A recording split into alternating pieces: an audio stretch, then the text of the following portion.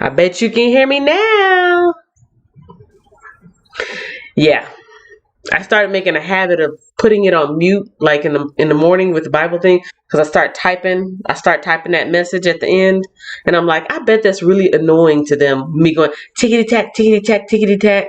So when I'm getting ready to close and I'm getting ready to put that final message in the chat box, I put it on mute so you guys don't hear that tickety tack, because the microphone, that's built into the laptop. So, so many things to keep track of.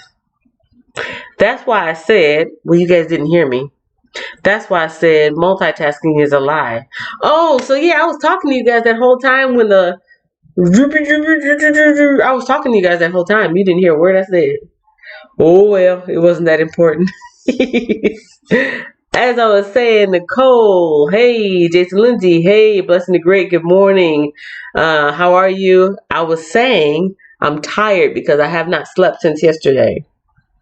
If y'all seen me here in this chair doing this eBay thing, I've pretty much been here since then. Then I did some more work on the computer. Then I did my Bible reading, and then here I am again. I mean, I ran out and did some stuff, did some running around, but I'm tired. You should be able to hear me now. Or am I just late? Can you hear me? If y'all can hear me, say here. Either way, H-E-R-E or H-E-A-R. Here or here. Okay, crystal clear. Oh, he must have wrote that right after you did. Can't hear you. Hey, Kenya, crystal clear. Okay, yes, I'm tired, but I'm good. I'm good because, yeah, I did not sleep at all. So I'm still up from yesterday. Haven't done this in a couple weeks, probably a month. I try not to make a habit of it because when it hits me later on, it's going to hit me really hard, really, really hard. But if you guys take a look at my page, my homepage, all the thumbnails, like 95% of my thumbnails are redone.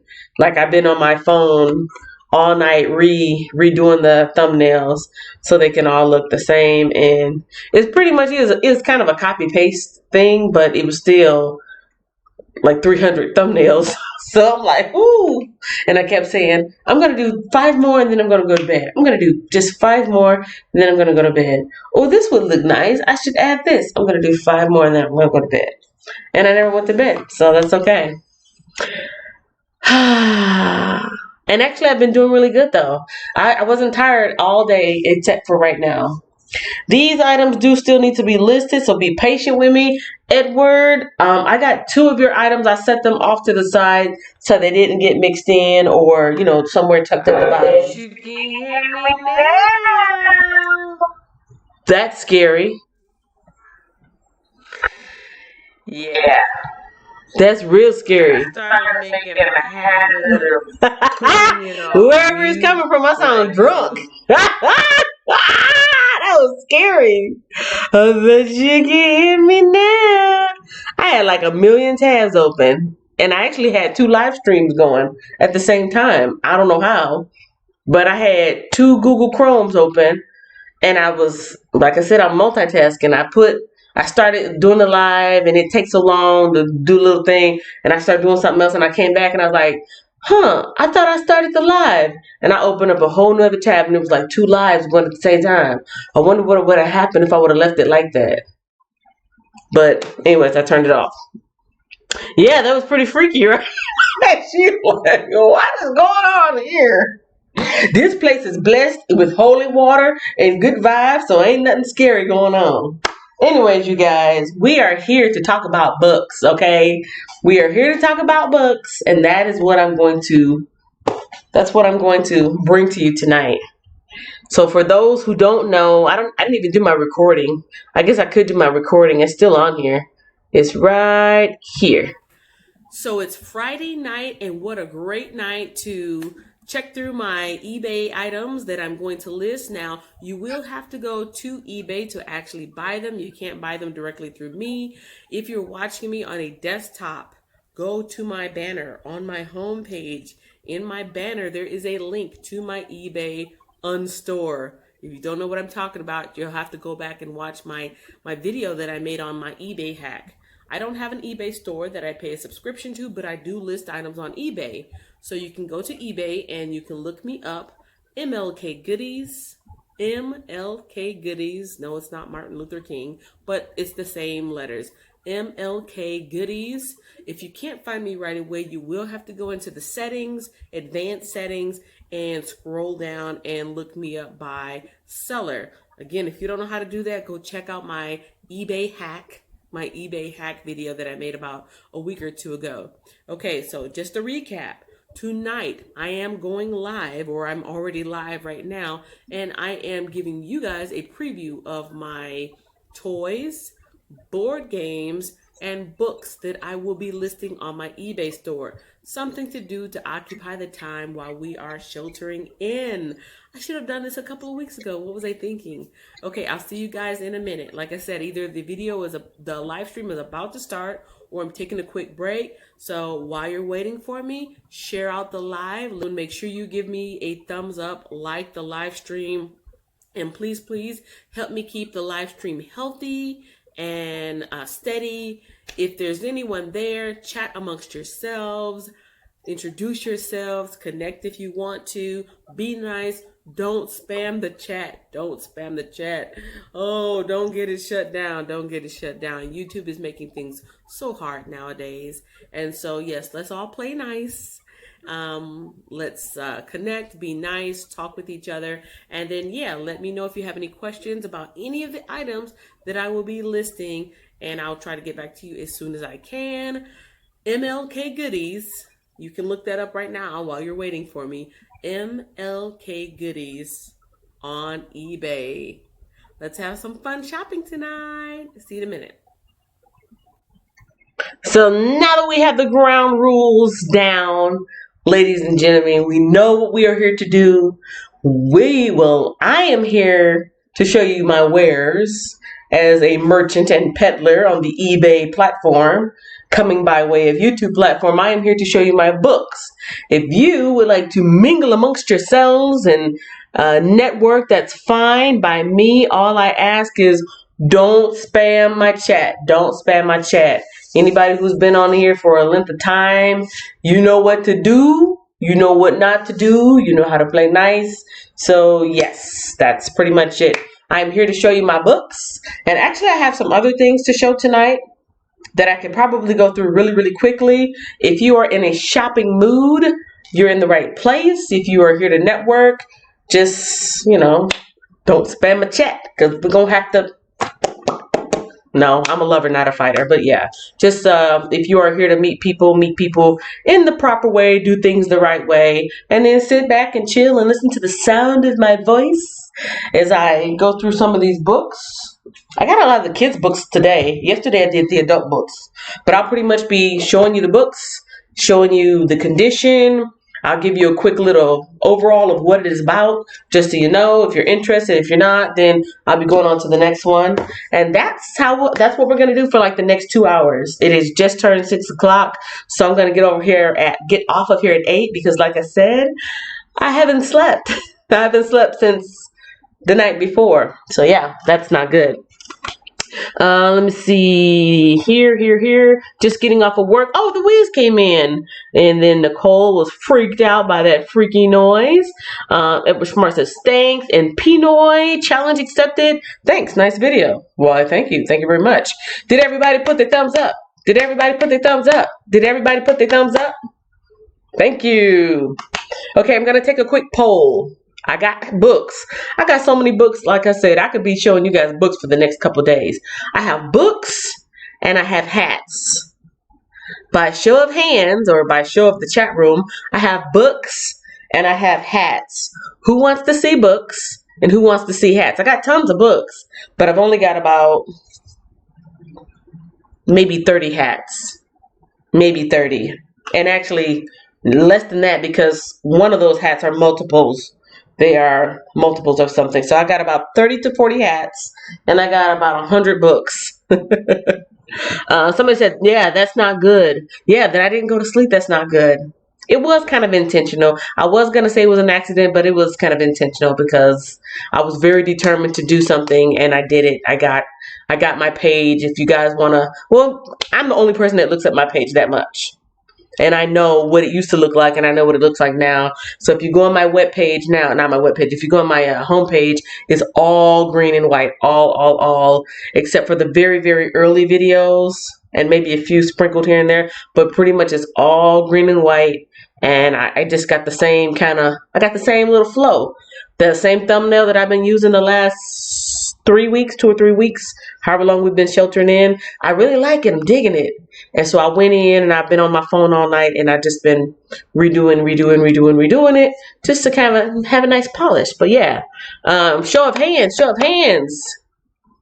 Hats. I got 1 hats. One person wants to see hats. Nobody wants to see books. Because I've got the hats right here. And I've got the books right here. I got books for days. I haven't even brought all the books from the garage because I took a bunch of them out there for the garage sale and for Facebook Marketplace. And they're still on the bookshelf. Like I literally took one of my bookshelves out of my room and put it up against the wall in the garage. I got 1 hats and 1 books. Come on, y'all. We need a tiebreaker. I got 9 people in the room and nobody else wants to see a hat or a book. You just came to see me? Aww. You guys are so sweet. They said, I don't care if it's hats or books or shoes or whatever. We just want to see you, Kenya. Oh, you're so sweet. Yeah. I'm just going to wait for a couple more choices here.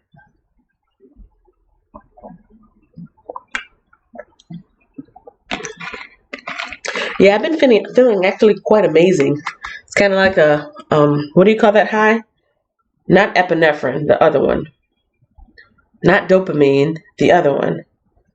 Adrenaline. No, maybe it's another one. But I kind of been on an adrenaline high because I get in the work zone and it just feels good. Like I get all bubbly and butterflies and I feel happy and giddy and I'm just like, oh, more. Is that what workaholics feel like? I got 1 for hats and 1 for books. I need a tiebreaker. Or maybe I'll just go with the first thing I saw, which was hats.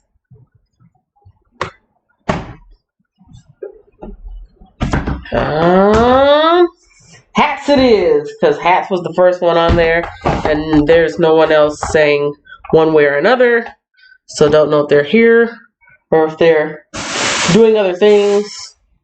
The hats are going to go through really, really quick. I really do have just 2 tubs, and you know, they're not as dense as the book, so even though I've got 2 tubs, it's not very much. Oh, another reason why I want to go through this is because I just sold a bag. I don't know if it was somebody from in here yesterday that went to my eBay store and they were like, oh, let's see what else she's got. And they checked that out. But these are some of the hats that I've got. Some are new, some are old.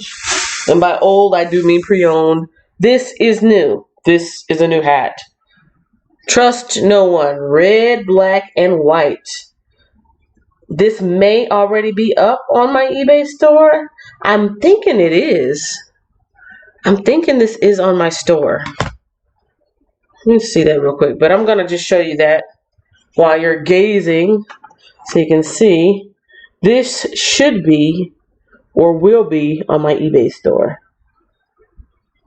If nobody's interested, I'm just going to go back to listing the books. Because I have a ton of books. But yeah, this is brand new, never worn. It doesn't have a tag, but it does have the little hook thing still on it. Fresh and clean. Do do do do do do do do do do do do. Do do do do do do do do do do do. So fresh and so clean. Do do do do do do do do do do do do. They can't get me with a copyright claim for that. I'm humming my own tune. All right, let's see, hats. We gotta search my stock. I've got so much and I haven't been in there so long that I don't know. Okay, I see a Super Mario Brothers hat. I see a Praying Hands Rosary hat. I do see the cat hats. I do see the jingle hat. I see a vintage hat. I see a Newsboy cabbie hat. I see a black lace newsboy hat. I see a straw stretch Panama hat. I see a Washington Nationals hat. I see a Cadillac hat. A silver dolphin hat. A TSA embroidered hat, and a Texas hat. I do not see this hat on there, so this hat is not yet on my eBay store. It's probably not going to be a high priority unless somebody says, yeah, I want that, and then I'll put it on there right now.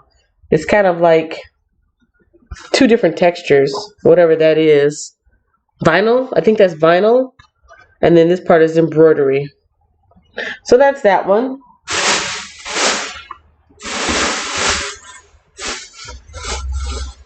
I believe I've got two of these, and I think they're battery operated. I don't know if the batteries aren't working. Yeah, I think the battery needs to be replaced on that. This is for Christmas time. Oh dear. Oh dear, the little reindeer has eaten too many ornaments and is now puking them out. And there's a little battery operated thing so that these are actually lights. Those are lights that kind of twinkle, twinkle. Twinkle, twinkle, twinkle. But this, all it needs is one of those, I think it's a size C, like a hearing aid battery, the really large ones. Light up beanie, lights and twinkles. So there you go. Oh dear. And I believe I've got two of these. Two of the oh dears, if anybody's interested in an oh dear hat. Oh dear hat.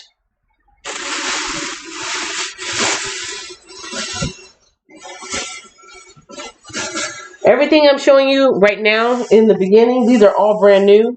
They came from a store that was going out of business, and so they are in a protective little cover there. But yes, all of this is brand new. This is a little helper hat with stuffed features. This one doesn't light up, but it does have like little moose ears. Katatin Cooking Mama's Homestead says she saw a moose. She's got some land. She lives in Maine, and she's got some land up north from where she stays. And she says on the way back from the camp the other day, she saw a moose. I was like, oh, really? That is the inside. It is clean, never worn. And that is from Wembley. A Wembley has character. Santa's Little Helper.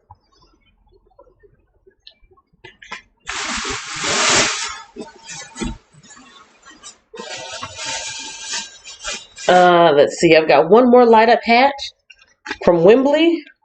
And this is like elf feet. It says, let's get elfed up.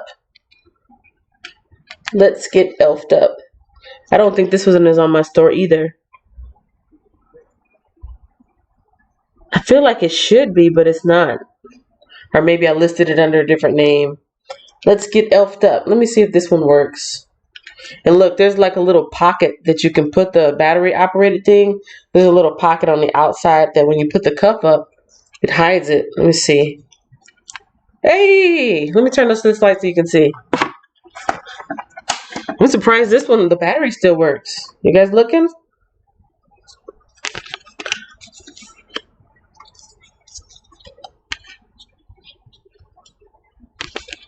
Yeah, this one still works. The battery still works on this one. So that's pretty much gives you the idea of what that other one does. Let's get elfed up. The feet on the back don't light up, but the feet on the front do. And that's the little battery operating thing right here, mechanism. Little switch. Switch it on, switch it off. And then you tuck it away in the back.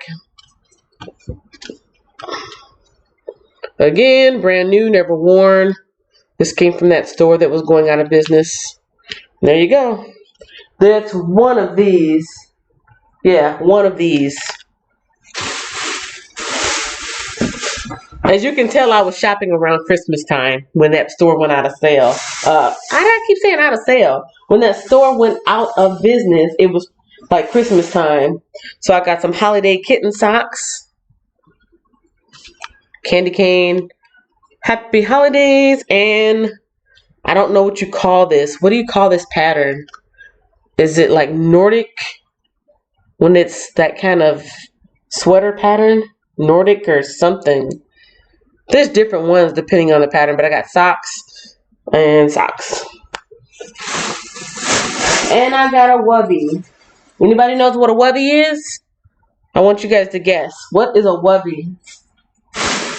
Wubby. I'm saying W. Wubby. What is a wubby? Let me turn this light back on too. Wubby. Like I wub you. Scully's House of Thriller. Oh my goodness. Did I just pop my light? Oh, that's interesting.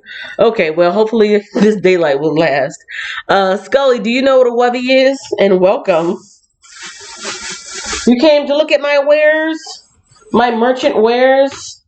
My extensive collection of holiday hats that I got that will be going up on my eBay store. And of course, this wubby that I have in my hand. You guys are too slow. This is a wubby. This is a wubby. It's something for a baby, like for a little, Linus had his blanket, his little blankie. And basically this is something that a little child would carry around. It's just a little blanket, like a little towel blanket, but it has a character on it. And the character is Santa Claus. And it's a really soft, chemise.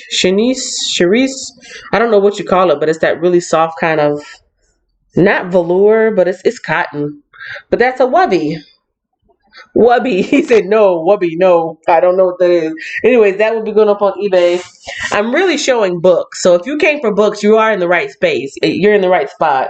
But I've got so much stuff. I got like 30 hats that I can go through like this. And then I got 100 and plus books that I'm going to be here for like the next 2 hours. So I said, you know what? Let me bring out my hats. Switch it up a little bit.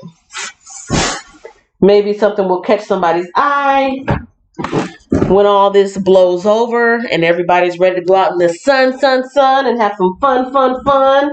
They might need a hat. So this is where it's at. And here we go. Oh, now from this point on, everything is pre-owned. So all that stuff that came out of that bag was brand spanking new. It came from a store that was going out of sale. Why do I keep saying out of sale? Out of business. But the rest of these are come abouts, like this little sun hat here, floppy sun hat. This I think is decorative. I don't think people actually wear this one, because I actually got this from an estate sale and it was on a lady's wall for decoration, and I don't think anybody's head is that small, but I guess you could. So that's that one. This hat is on my eBay store because I just looked at it. This is pre-owned. This Panama hat here. Whoop. Trying to do it with one hand. I don't know why my light just went off. I want to give you guys a good clear look. But my light just kind of disconnected on me. I don't know what happened. Maybe it didn't. Is it plugged up? Yeah, it's plugged up. Oh my. All types of things going on lately. All kind of technical difficulties. But at least I'm by that window. And these are leftover party hats. That's basically all they are. They're very basic, but they do serve the purpose of keeping the sun out for like a little kid, small child. There are 1, 2, 3, 4, 5, 6, 7 of these for a little child or somebody with a smaller head. So these are pre-owned. Sun time, fun time, get your straw hat time. So those are those hats.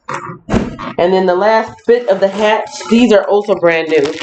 These I got from, I told you guys yesterday that I got those dinosaur pins. I was showing off some dinosaur pins that I got from a gift shop warehouse. And that's why they're in a little display case. These are also from the gift shop warehouse.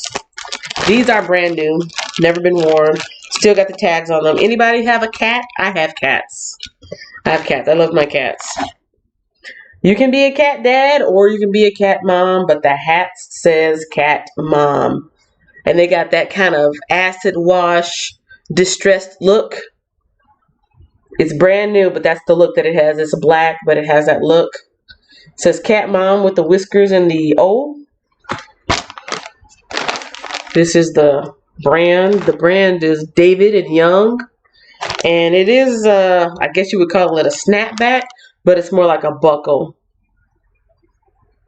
And there are 1, 2, 3, 4, 5, 6, 7, 8, 9, 10, 11, 12. There's 12 of these brand new hats for anybody who is a cat lover. These are already listed on my eBay store.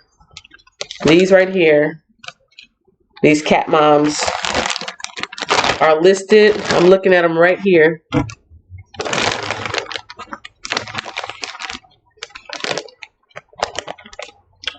See that? They are already listed on my store. Cat Mom Distressed baseball cap, gray, black, white embroidery distressed. Brand new. Alright, moving on. I got one more small tub of hats and then on to the books because that's what you guys came here for, right? Miss Destiny Forever Walks came in and said, hey. And I said, hey, back to her. I was just previewing a few of my hats, ma'am.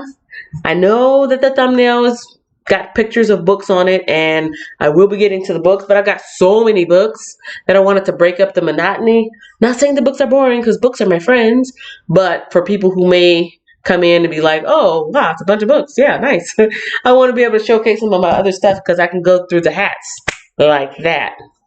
Give me un momento, por favor. I'm kind of blocked in. I'm going to take these hats that I just showed you guys and I'm going to move them on the back side of this table. And then I'm going to show you these other hats. And then we're going to jump into some books. Woo, woo, woo. I have been on eBay. I've been selling on eBay for 2+ years. So it's not new to me. I am a seasoned veteran. You know what? While I'm back here, I'm going to see why my light doesn't work.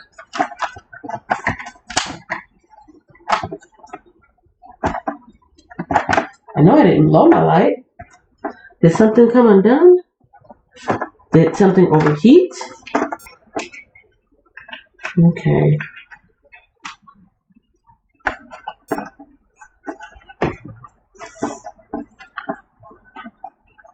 I'm still here, you guys. I'm trying to mess with this fuse. Oh, I think the fuse did blow. Well, I may need to get another ring light fuse. Oh, or not. I took the fuse out and put it right back in and the light came on. That's cool. I don't know if you guys noticed, but, well, yeah, you'll notice it now that I'm sitting in front, but I just took the fuse out. Maybe the fuse was loose. All right, did I miss anybody? When you get a cat dad hat, let me know. Maybe I can make a modification. Yeah, when I was shopping at that gift shop store, I didn't see any cat dads, only cat moms. Okay, this one I'm pulling from here, this is about 20 more hats. We're going to go through them like that. This is a mixture of pre-owned and brand new. So if I'm pulling it out of something like this, which is just tissue paper. Oh, that scared me. Did you hear that? I forgot what was in here. I'm like, I jumped. I'm like, oh, I thought I heard squeaking or something. Lord have mercy. I already have a wild imagination. If I pull something out and it is wrapped in tissue paper, more than likely it's brand new. If I pull something out and it is not, it's clean because I wash all my stuff, but it is pre-owned. So this Charizard baseball cap for children is pre-owned, but it is clean. And then this that just startled me is brand new. It doesn't take much, you guys. It does not take much to get me wound up. So this is going back to the Christmas theme. Now I know this is on my store because I just saw it. Yes, it's a jingle hat. Single and ready to jingle, baby. Hey. Anybody who watched my Valentine's Day special already know. Single and ready. Well, I don't know about the ready to jingle part, but I am single. Just stick to the script, King. Stick to the script. Okay. So anyways, this one is a nice brand new hat. It says single, ready to jingle. Got the little jingle bells on the top. This one is a snapback. Oh, I can't. I'm trying to look at it in the camera and I can't reach it. There we go. This one is a snapback with a plastic closure. It is also by Wembley. Wembley is this particular brand. They're like a novelty brand, I guess. Novelty gifts brand. Holiday headwear ready to party. Yeah. So yeah. Happy Festivus for the rest of us. Single and ready to jingle. I'm not trying to jingle nobody bells. Yeah. Just hush, girl. Just look at your books and flip the pages and read what's on the back and just stick to the script, girl. Now this, I think there's like 2 of these. Yes. So there's 2 of these that are brand new. I think I just showed you guys that Rudolph hat, right? This is another one. It's in a dollar store bag, but I just do that because when I have stuff that's like really brand new, I like to make sure it doesn't get dusty or I don't know. I just like to cover them up as much as possible. So there's another moose hat. Ooh. Well, I don't even know what sound a moose makes. I don't know. So that's another holiday hat. Anything else in here brand new? No jingle. Wonder what it is. See, some of this stuff I got from last year. I have not sourced. That's an eBay term. That's a professional term. I have not sourced, meaning I haven't gone out and bought things in like at least a year. I haven't gone to any estate sales. I haven't gone to anything. And so a lot of the stuff I've had and I put up and I forget about it. So yeah, I didn't know what was in here. That is like a skull with the red, white, and blue American flag on it. Also brand new. It's got the distressed look with the wear and tear here and the wear and tear here. It's made like that. It is brand new. And there's the tag on there by Twig and Arrow. It's kind of a gray. Hopefully you can see that color properly. A gray with a light gray with the distressed coloring and also wear distress marks.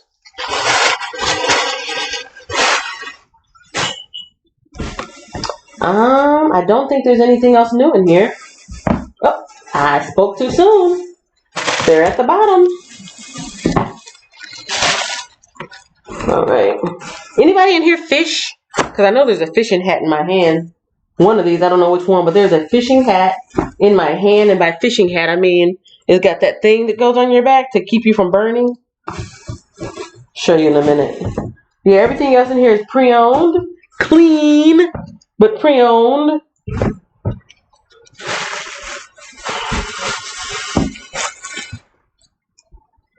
All right. I think this is it. Where's that sticking? Oh, because the sticker's making it stick. So this is Guy Harvey white cap, sporting cap with a little thing in the back that keeps your neck from burning. See that? I'm trying to separate the piece of paper. It all looks like one big piece of paper. There we go. So that's the actual hat. Brand new, never worn. Oh, that's cool. Oh, that's very cool. Hey, look. I thought it was just a patch. I thought it was just like a cool place to put the name, like a little hidden thing. But that's actually a pocket. Hey, that's cool. How come I never noticed that before? It's a little Velcro pocket. That makes sense because if you're out fishing, maybe you don't want to put your keys in your pocket, but if you put it in your hat and Velcro it up there, you know it's good to go. So yeah, right up there, there's the little pocket. That's so cool. I did not notice that, and I saw it. I saw the little name. I saw that name there when I bought it, and I just thought they were trying to be special and extra. I'm like, okay, they don't want to put their name on the outside. They want to put it on the inside where nobody sees it. But they're drawing attention to it to let you look and say, hey, put something up here. You know what this reminds me of?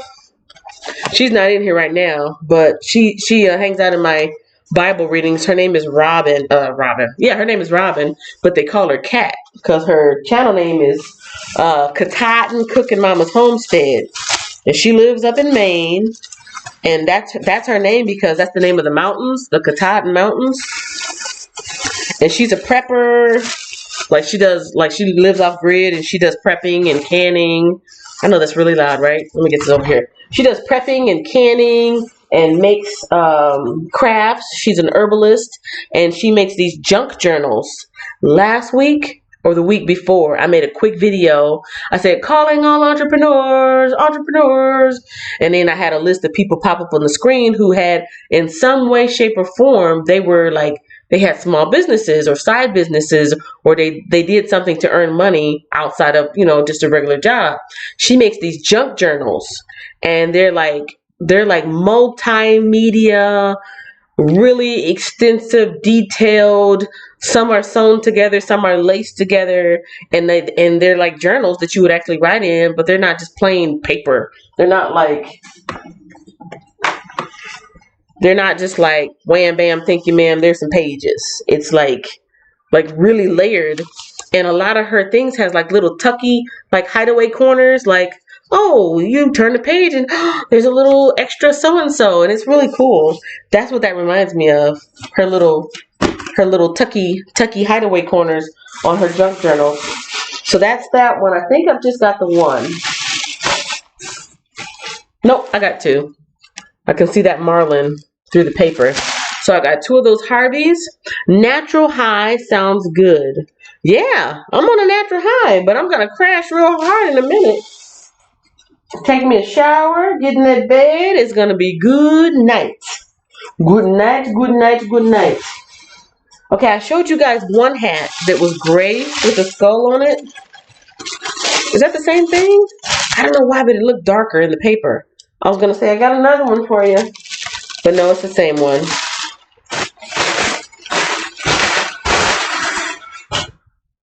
What's this?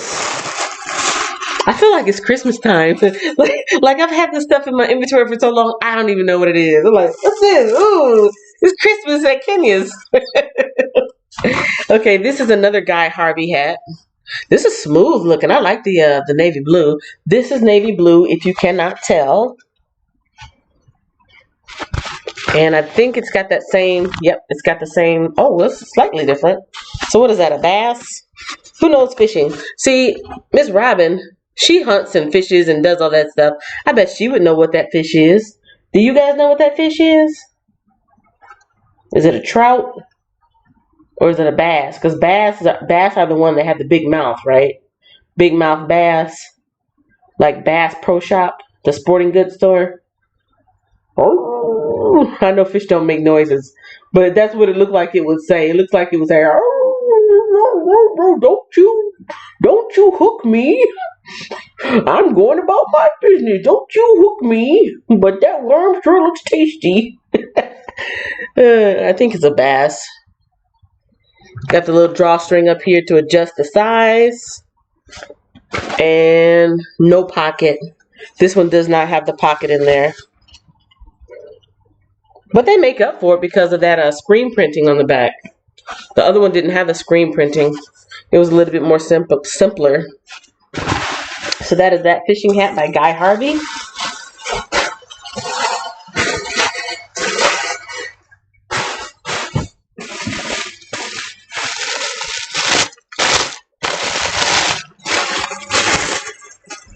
Life is Good.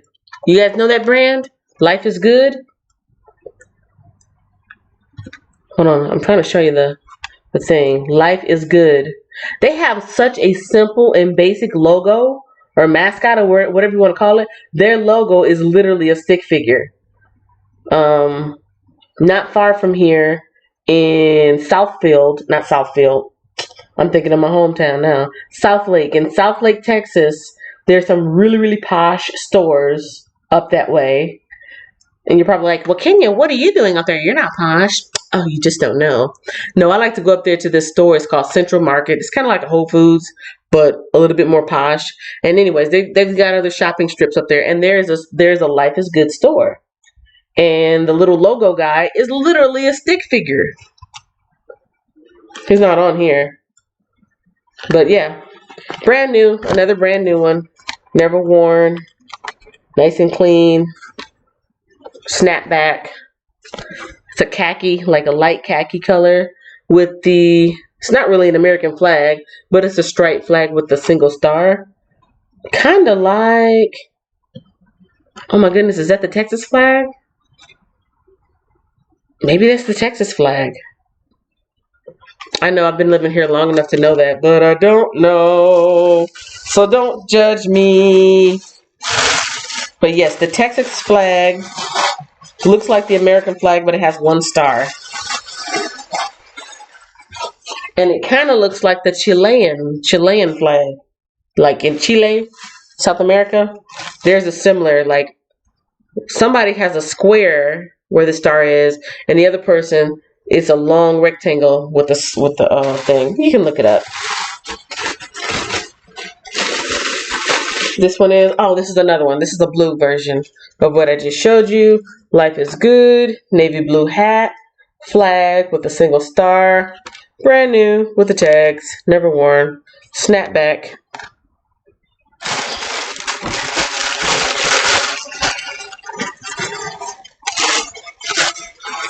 All right. At this point, I'm going to really fly through the used hats because they're clean, but they are pre-owned. So there's nothing really to show you except to show you. White Cadillac snapback.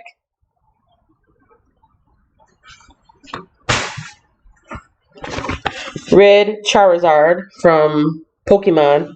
Red Pokemon snapback. Burgundy Praying Hands snapback.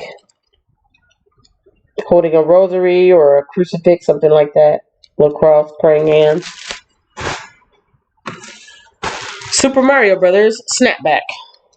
That is Mario from, I don't know which one. I thought he had a tail. Oh, so there's a embroidery. The Mario in color is embroidered, and the other Marios are screen printed. So if you look on the hat, everything else is in black and white. All the different characters from Mario Brothers. The Oompa Loompas, or whatever they're called. The Zumbas, Goombas, and Mario. Reynolds Bowl, Texas Stadium snapback. This is green with gold.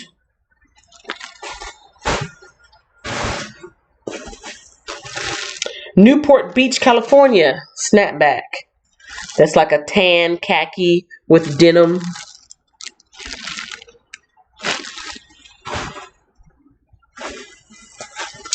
TSA beanie. TSA is the Transportation Security Administration. The people that, the security people at the airport and places like that. TSA little beanie, just a regular beanie. Regular beanie.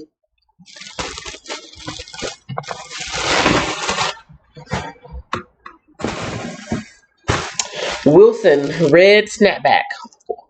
It's not Wilson, it's Washington State. Every time I see this, I want to say Wilson, but it's Washington State. Snapback. This is a vintage APC. I have yet to figure out what this means. I think it's an airline, but it's definitely vintage because we don't have visors like this anymore. They don't make visors like this wide. I mean, it is a dated look, which is making a comeback actually.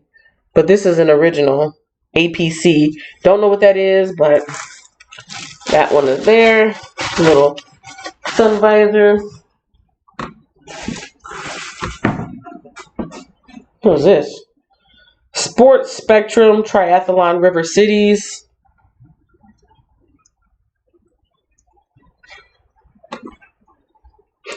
Why do I have a Papa John's visor in here?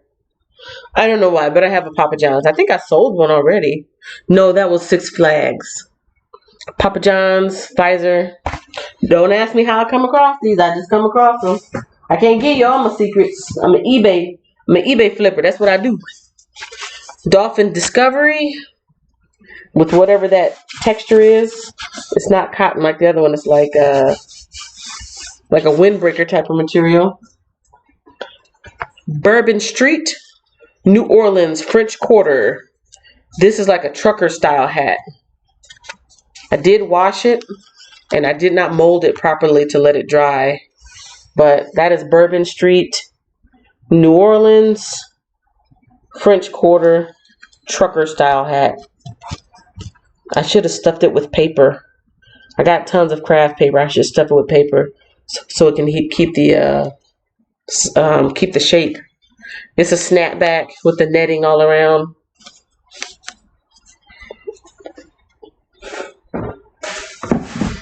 Got a little girl's hat in here. Little girl sun hat. Woo-hoo. Black with yellow flowers. And after that, I got a little fox hat. I have a Texas bucket hat.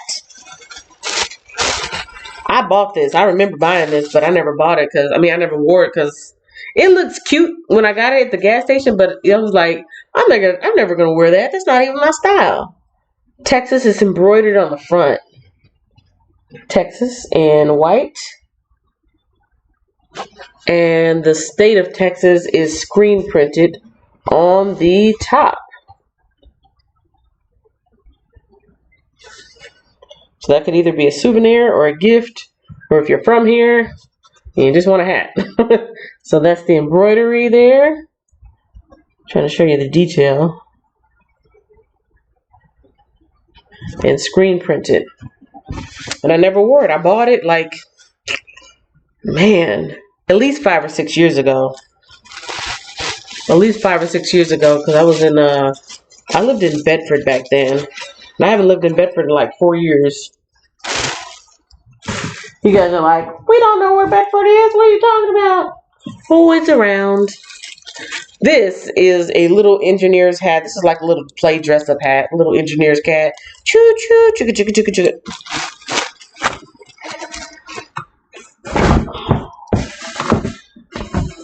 I do have this one black lace type of rhinestone hat. This one actually did used to be mine, but I don't really wear hats like that anymore. Lace, pretty light. Lace and rhinestone. It's washed. And finally, something else new. There was a new one at the bottom. Fila hat. And this isn't, I don't know if you call this a snap hat, but it's the one where the young kids, they like to wear it flat like that. Like they don't bend it.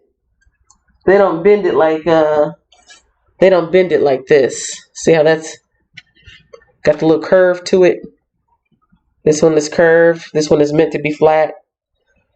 And then they got the Fila logo underneath.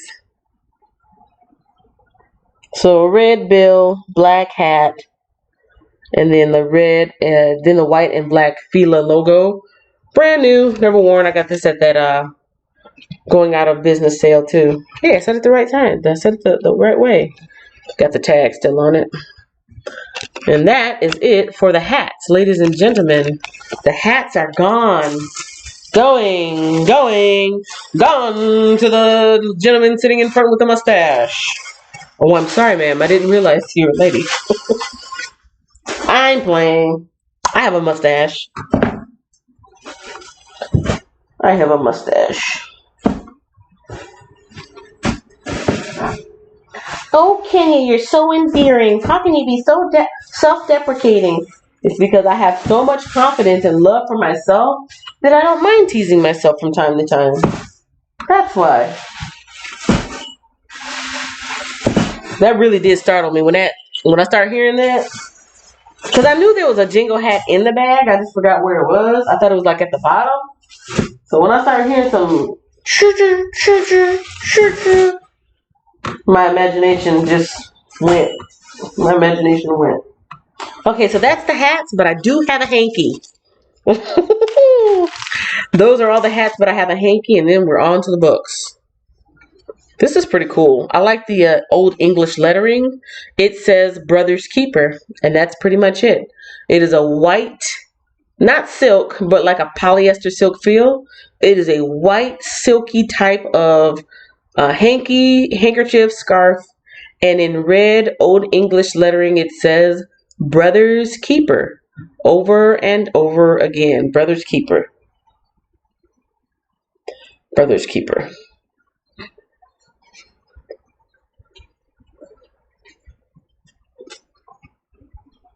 Show that one up close so you can see. It looks like cotton from here, but if you see it up in a different light, it kind of has a little sheen to it. Brother's Keeper, Brother's Keeper. Natural high sounds good. Looks like a bass. Every woman has one. Every woman has what? I completely missed that.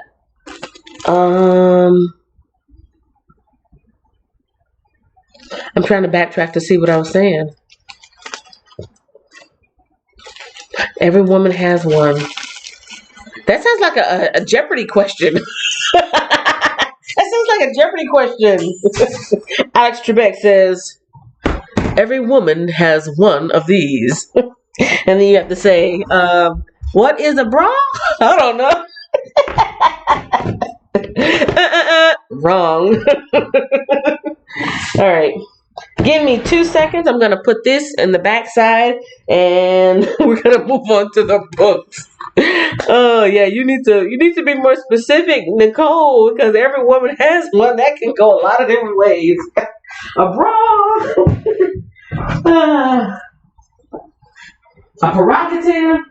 Every woman has a prerogative. What's in this?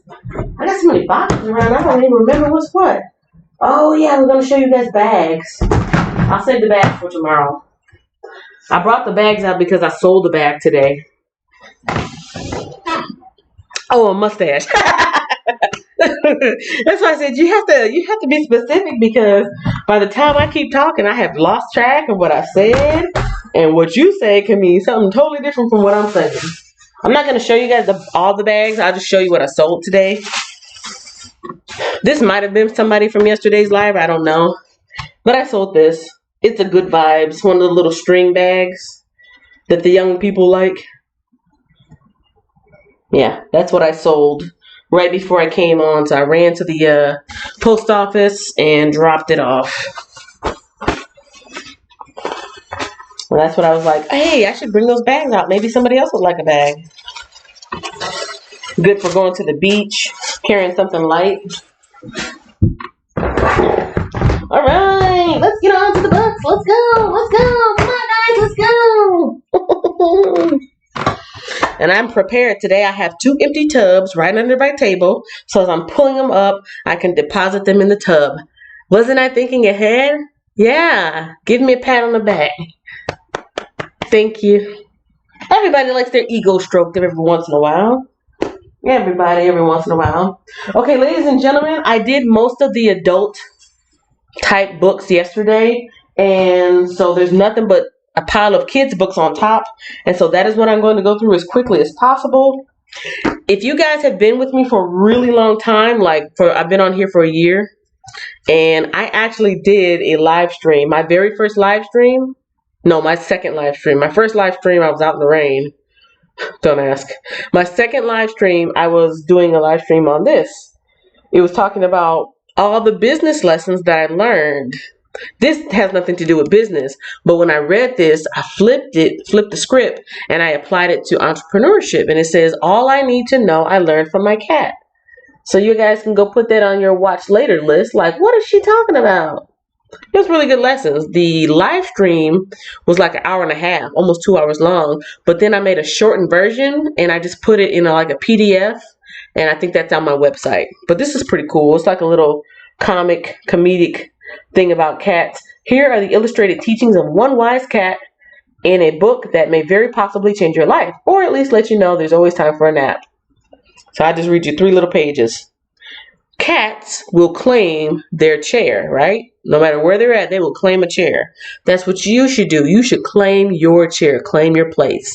So I kind of like put a little spin on it. Cats flaunt their hair loss because, you know, cats shed all the time. They don't care. So when we lose hair that we don't want to lose, why should we care? We should be like cats. Cats take pride in their whiskers. Wow. And what was I just talking about? Wow. And I got some under here. Cats don't pluck their eyebrows. They don't. They have really long eyebrows. So it's little cute fun stuff about cats. And I flipped it and I turned everything into a business model. So that's that one. It is All I Need to Learn. All I Need to Know I Learned from My Cat by Susie Becker. What in the world? Oh, I keep startling myself. I was drinking me a nice cold pop.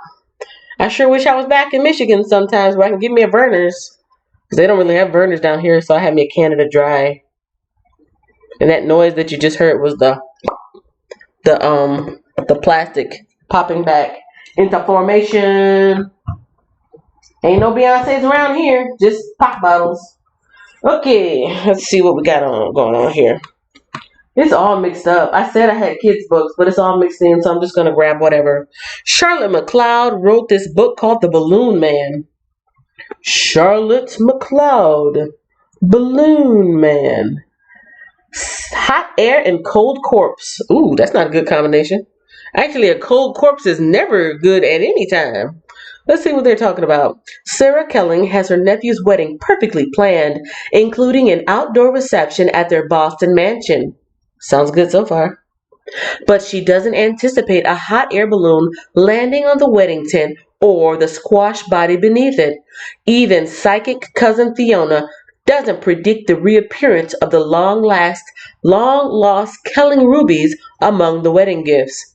Rising to the occasion, Sarah's Seamus husband, Max Bitterson, investigates until he vanishes into thin air.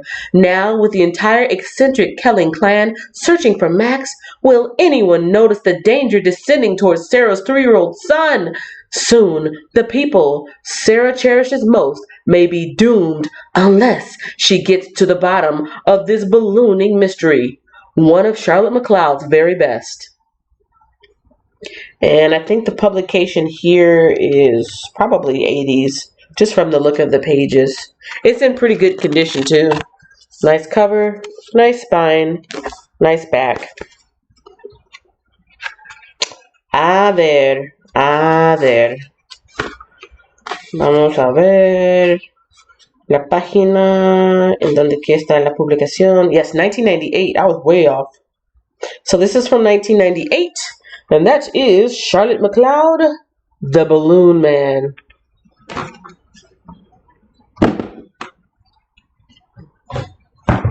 This is one of my older books. This is Polly of Pebbly Pit. Polly of Pebbly Pit. I think this is one of the 1950s books that I have, which is why it's like wrapped up like this, because I do tend to keep all my books kind of in a tub, and I don't want it to rub up against each other, because as you can see, there is some wear and tear on the dust cover. That is the dust cover with some wear and tear. But I will open it for you, my friend, so you can see.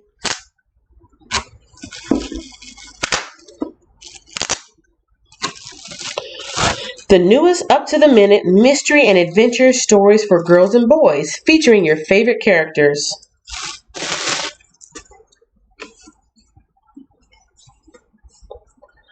Whitman for girls. Whitman books for girls. Adventure, mystery, and thrills.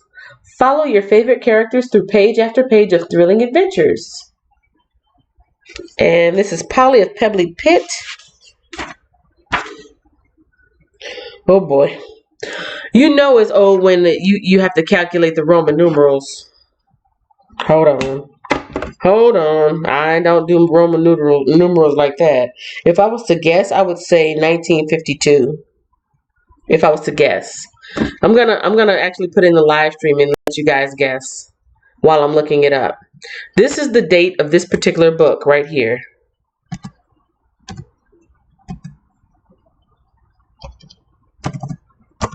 That is the publication date of Polly of Pebbly Pit. And I'm going to look it up. See who can get to it first.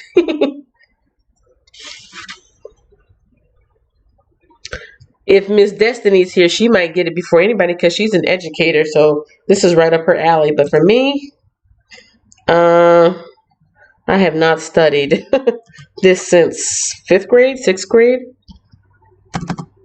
I think I was pretty good at it then. Ooh, I was way off. Did I put that in there right? MCM XX11. I was way off. What did I say? I said 1952, didn't I? Guys, how old is this book in my hand?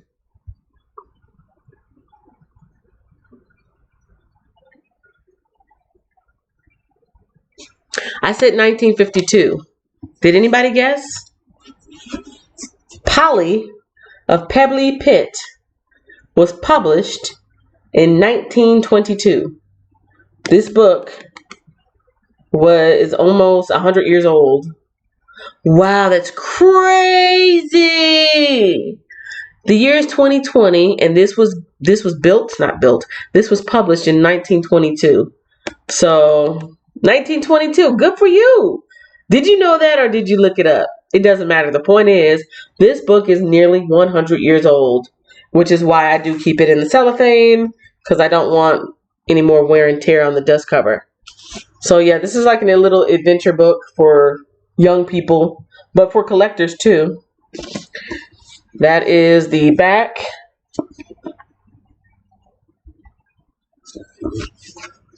These are the pages. Mostly hardy.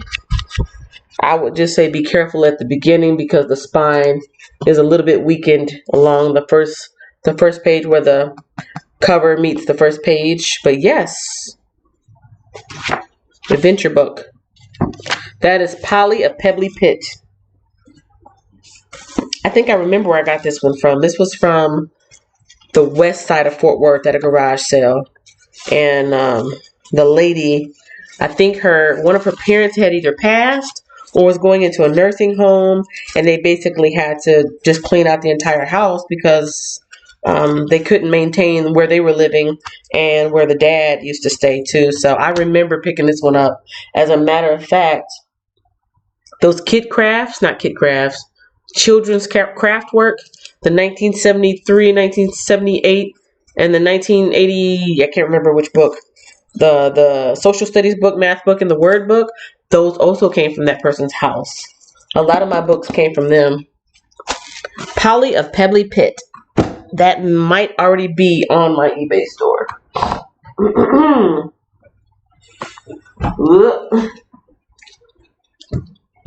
Oh my goodness. Careful, careful, careful. Ooh, that's not supposed to be in there. My daughter would be highly upset. I don't know how this magazine got in there, but she would be throwing a fit if she knew that her Doctor Who magazine was in this for sale bucket. I don't know how it got in there, but I will definitely throw it off to the side. Okay, who's up for reading the Book of Mormon? The Book of Mormon. From the Church of Jesus Christ of Latter-day Saints. I do have many biblical references. This is not one of the ones that I'm planning on keeping, and so it is available for purchase to those who have an interest in the Book of Mormon. And it is in pretty good condition too. I'd say this is in really good condition. I don't know if this is a real leather, but it has a leather type of cover. Nice and clean. Good cover. Good spine. Nice back. And yes, this is the Book of Mormon, another testament of Jesus Christ. From what I can see, there are no markings. No markings. This is in very good condition. So that is the Book of Mormon. I feel like there was another Bible right underneath it. There was. So what's this? Because I think I had all the Bible stuff together, didn't I?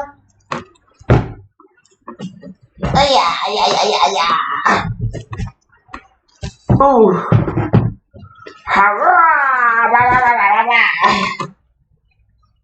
Oh, I think I know what this is.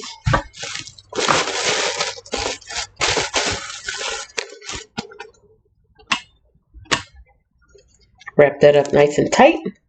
So as it goes, rubs up against the other books, the pages won't get messed up.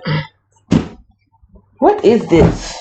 Like I said, I feel like it's Christmas all over again. This one, I don't remember. I don't remember what this one is. And a friendly reminder, anybody who's interested in a book, it does not cost very much at all to send a book because it is considered media mail. And so it's actually one of the cheapest ways to send post. But it has to be a book. You can't cheat. You can't send something else and it not be a book. Oh, I think I kind of do remember this.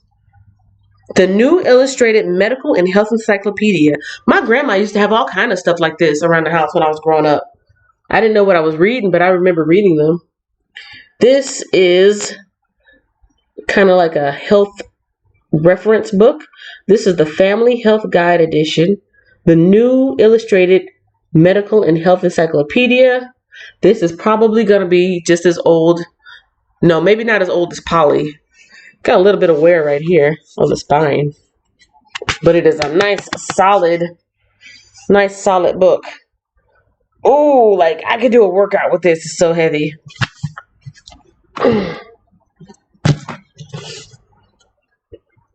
Ooh wee!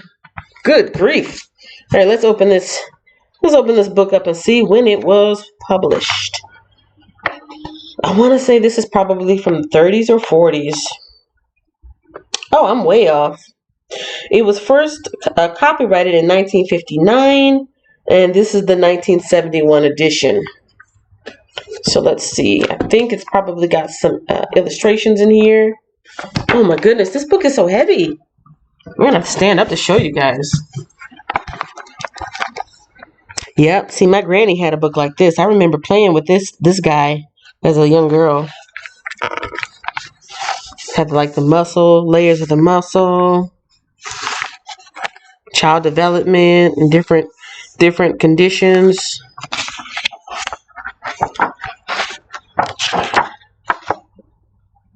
What does that say? Osculation. I cannot read upside down. Atrophy. Oh, so it's all in ABC order. Wow, look at that. Now that would be a nice reference for children saying, "Mommy, Daddy, where'd babies come from?" And you can show them this book as you're teaching them about the birds and the bees. That must be fraternal, identical, and the other kind of twin. I think that's what that is. Something about the bladder, something about bones. Let me see. I don't even know what that is. The baby is being born. You saw it here first, ladies and gentlemen. You went to 40 Entrepreneur Drive thinking you were going to see her peddling some basic books, and you saw a baby being born. Wow. Got some exercises here to stay fit. Well, what would you call them? Not exercises, calisthenics. Charts. So basically, yes, this is a medical reference book from the 1970s. I think I saw something that was like biology too. What's going on here? I think I saw an eye condition. Somebody had an eye condition or something. Anyways, this book is so heavy that even me standing up, it's like really, really, really. Hey, there's a nurse in the house. Hey, you're right on time. I got one for you. Tina Davies came in and said, "Hello, everyone. I shared your live stream." Ah, gee, thanks. And I smashed the like button. Wow, you're the best. And Nurse JT came in saying, "Hi, 40 Entrepreneur." I must have known that a nurse was coming in because I picked up this medical book. You want it? It's gonna be for sale on my eBay book, on my eBay store. Yes, welcome, welcome, welcome. If you clicked on the thumbnail, then you probably already know what's going on. I'm selling books. I'm not selling them right now. I'm giving you guys a sneak peek preview of the items that I've got, and I've got a lot. Trust me, I've got a lot of books, a lot of books.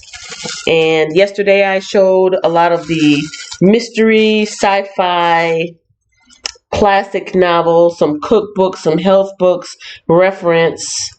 And then today I had a pile of kids books, but I'm basically picking up random books because I've got so many. I've got so many that it's not even in order anymore. Uh-oh. I don't know if I can put this back properly.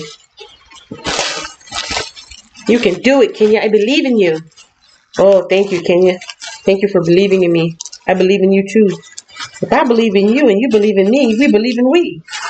And we did it. And sometimes you gotta say good enough. All right. It is in that bag. I like it to be folded a certain way. Just to make sure it stays nice and tidy. Here's some more wine. I had a wine book yesterday. It was cooking with wine. This one is more like a connoisseur. Are you a connoisseur of wine?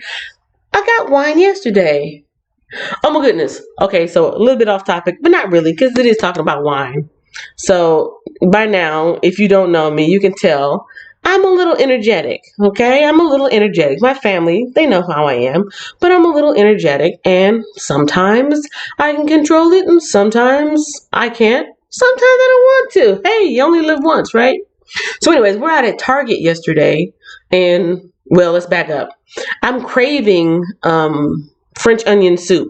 I stocked up on a lot of veggies and potatoes, and I got all these onions, and I've been cooking onions every day with my breakfast, like a little stir fry, not stir fry, but with my eggs. And I was like, man, some onion soup would be really good. Wouldn't that be good, Keiko? That's my daughter, in case you don't know. She's like, ew, gross. I was like, yeah. And so I looked up this recipe because I have all these onions. I've never had this many onions before. And you get the onions and you saute them and you got some other stuff and you need white wine. I don't drink wine. I don't drink. So I'm like, I'm going around Target. Fast forward again. I'm in Target and I'm like, hey, how you doing? You drink wine?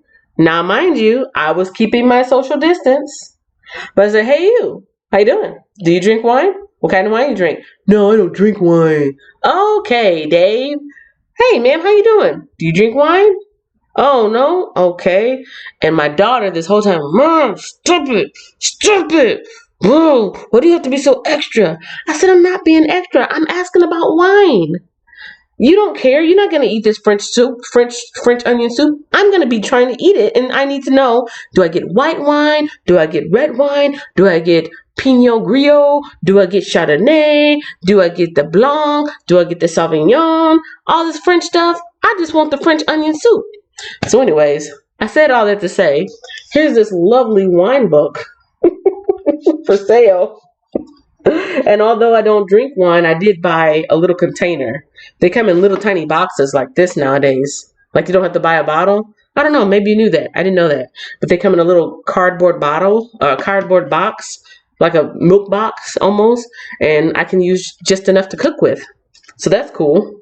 But yes, there's this wine book here.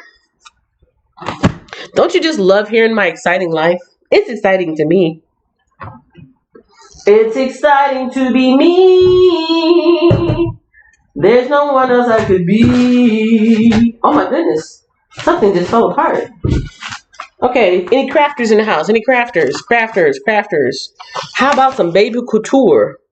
Ooh, Miss Tina. I don't think Miss Tina would come by because she's always busy crocheting. But there's a crafter that I follow. Her name is Miss Tina. Her channel name is Crafts by The Rose. Not The Rose, The Rose. And she would probably be interested in something like this. Baby couture.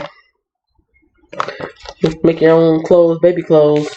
Man, we keep things shut down like this. People are gonna have to make their own clothes, huh? So put your child on the best dressed list. That's that baby couture, and of course there's patterns in there. That's what fell out. Some patterns fell out. of the book. Little outfits, cute little modern outfits. So that's Baby Couture. Oh, I love to be me. There's no one else I could be. Oh, Kenya, why don't you reach for those books over there? That's what you meant to showcase yesterday. All right, I got other books for you guys without going through these kids' books. I know some of you probably have children, but nobody has mentioned anything about children yet, and so I'm going to bring these other books that I meant to showcase. Some of these are health related, because I was trying to do all the recipe and health together, and then some are just a little of this, and a little of that.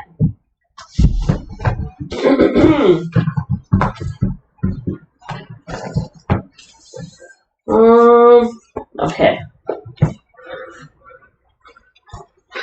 Phew. Okay, now we just saw a baby being born. We're all adults here. So I hope no one is offended when I show this next book. There will be bodies. They will be unclothed. So I'm giving you fair warning so you can cover your eyes if you need to.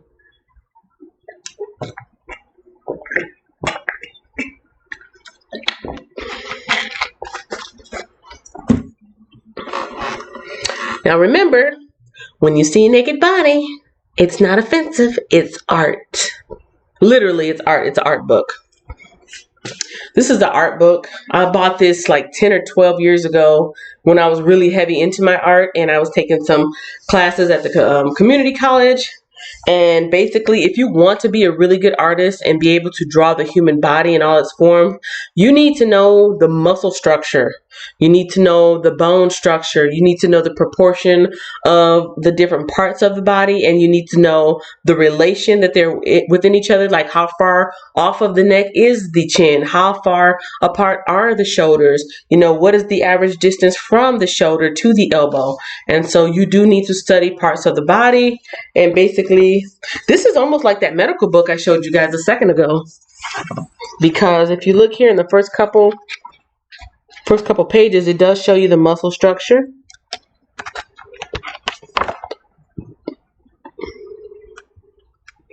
Because in order to, you know, learn to be able to draw the human face properly, everybody's face has the same basic structure, but some people have higher cheekbones and just differences in how we're made up. So you need to know the basics of that. There's the bone structure, and this is like that wax paper that goes over the body. Yes, it is a naked body. So yeah. There is the skull. So you would see this head here, and then this would be the overlay lining up, so you can see and familiarize yourself with the proportions of the human skull. And that pretty much goes on for all different parts of the body. We have the back, which underneath that muscle and skin is supported by the spine. And so you need to familiarize yourself with that. And it just goes on. That's pretty much how this book is laid out. We have different color photographs of the human body with the overlays of the muscle, tissue, bone. And this was one of my favorite books to draw by. I had it actually up. I had it actually up on my fireplace mantle. Kind of like a coffee book, just kind of a conversation starter. And it got rained on. The duplex that I was living in at the time had a leaking roof, and everything got rained on that was up on that fireplace mantle. And so there is wrinkling at the bottom here. There's quite a bit of wrinkling on the pages. It made me so upset. And some of the pages actually are stuck together, and you have to very carefully take them apart. I don't remember which ones they are, but at some point in this book, I think it's right here. Like right here, it actually came apart and ripped because the moisture got it together. So this is a really nice book. This book cost me either $30 or $40. Yes, it cost me that much. When you are into art and you really appreciate the form and you really want to take it seriously, you have to invest in something like this to be able to really hone your craft. So this book cost like 30, 40 bucks. It is called, if you didn't know, because I don't think I ever mentioned it, it's called Anatomy for Artists. Anatomy for Artists by Sarah Simblett. And it's all color, it's all like high definition photos. Some are color, some are black and white, and it's all of those different overlays for the different parts of the body. Oh, oh. I see movement. Smash the like. Interesting book. Yes, it's so cool. It's so cool. My daughter, when she was like, what, 3, 4, 5, she loved looking at that book.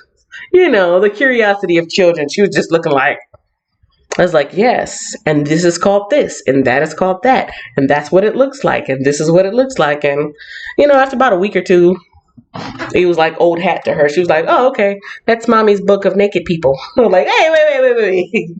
Don't tell your friends that. They won't understand. But yeah, my daughter, when she was younger, she loved that book.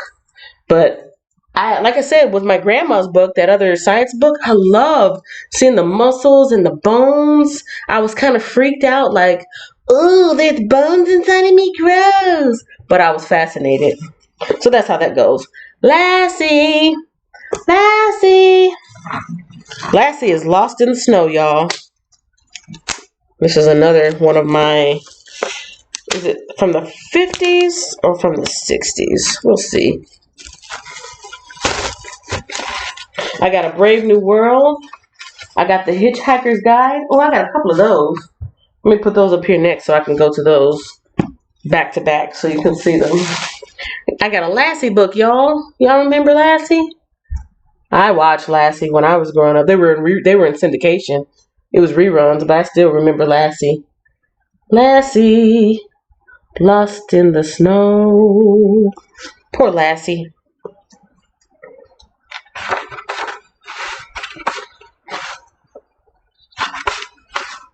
$1969, and it is broken down into, what is that, 12 chapters, like a little chapter book for young readers or collectors. Hardback cover, good condition, and with some wear on the spine. See that? Wear on the spine. Lassie, Lost in the Snow, authorized edition. Are there unauthorized editions? It says authorized edition. What does that mean? What does that mean? Authorized edition? That sounds very clandestine. Shh. It's the authorized edition. Alright, what's this? Who knew? Oh, I picked this up, but there's another one, so I don't want to talk about this one without the other one. I'll get to it. Who knew? Deluxe Almanac. Who knew? Did you know? I didn't know. This is the complete guide to the best household tips, quick fixes, and money-saving miracles. Includes bonus new instant internet saving section by Bruce Lubin and Jean Bussolina Lubin. This reminds me of something that I was showing you guys yesterday. Ooh, look how it's broken down here at the top. Clothing, cleaning, beauty. Oh, I can't read there like that. Oh, no, I can't read it at all. Oh, my. Anyways, auto, beauty, cleaning, clothing, cooking, kids, pets, shopping, and websites. That's what it has, like little fake tabs. On the front, simple solutions, wax removers, gift ideas, arthritis, breath, faucets, floors, budgeting and debt, clutter, cords, drawers. So yeah, it's like a tiny encyclopedia or almanac, as it calls itself, to household tips, quick fixes, and money-saving miracles. So there's something here on mealworms, something here on mice, how to get rid of fruit flies. So that's kind of like a home guide book. And I know I've got another one. I've got like 2 more, but they're like different editions. Family Fun Crafts. Got another crafting book. Anyone that wants to do some crafting with their family. This is a binder style book. Binder, binder, binder. You can do finger puppets, Play-Dohs, pasta planes. Oh, that literally is pasta. Interesting.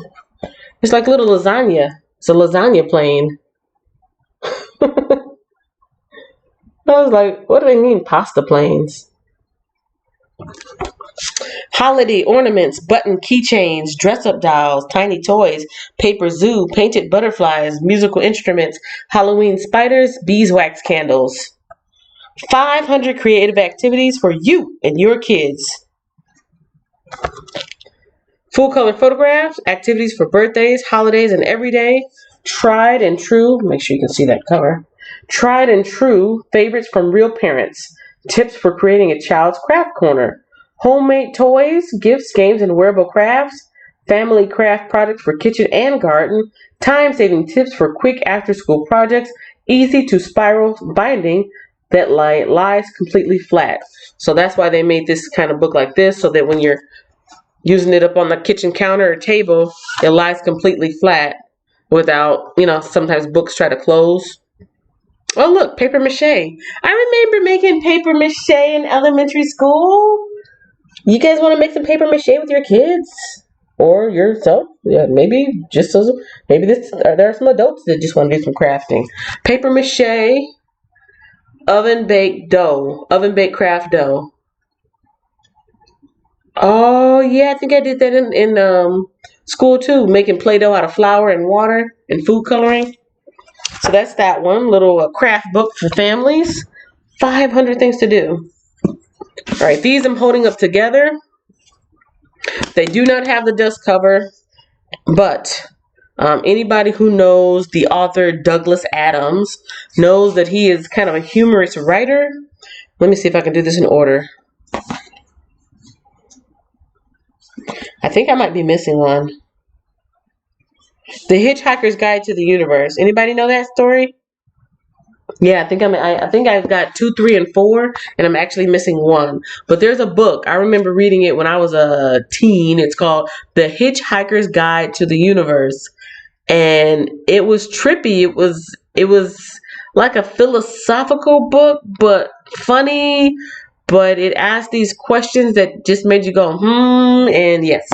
So these are the other accompanying books. Life, the Universe, and Everything. That's this one. Life, the Universe, and Everything.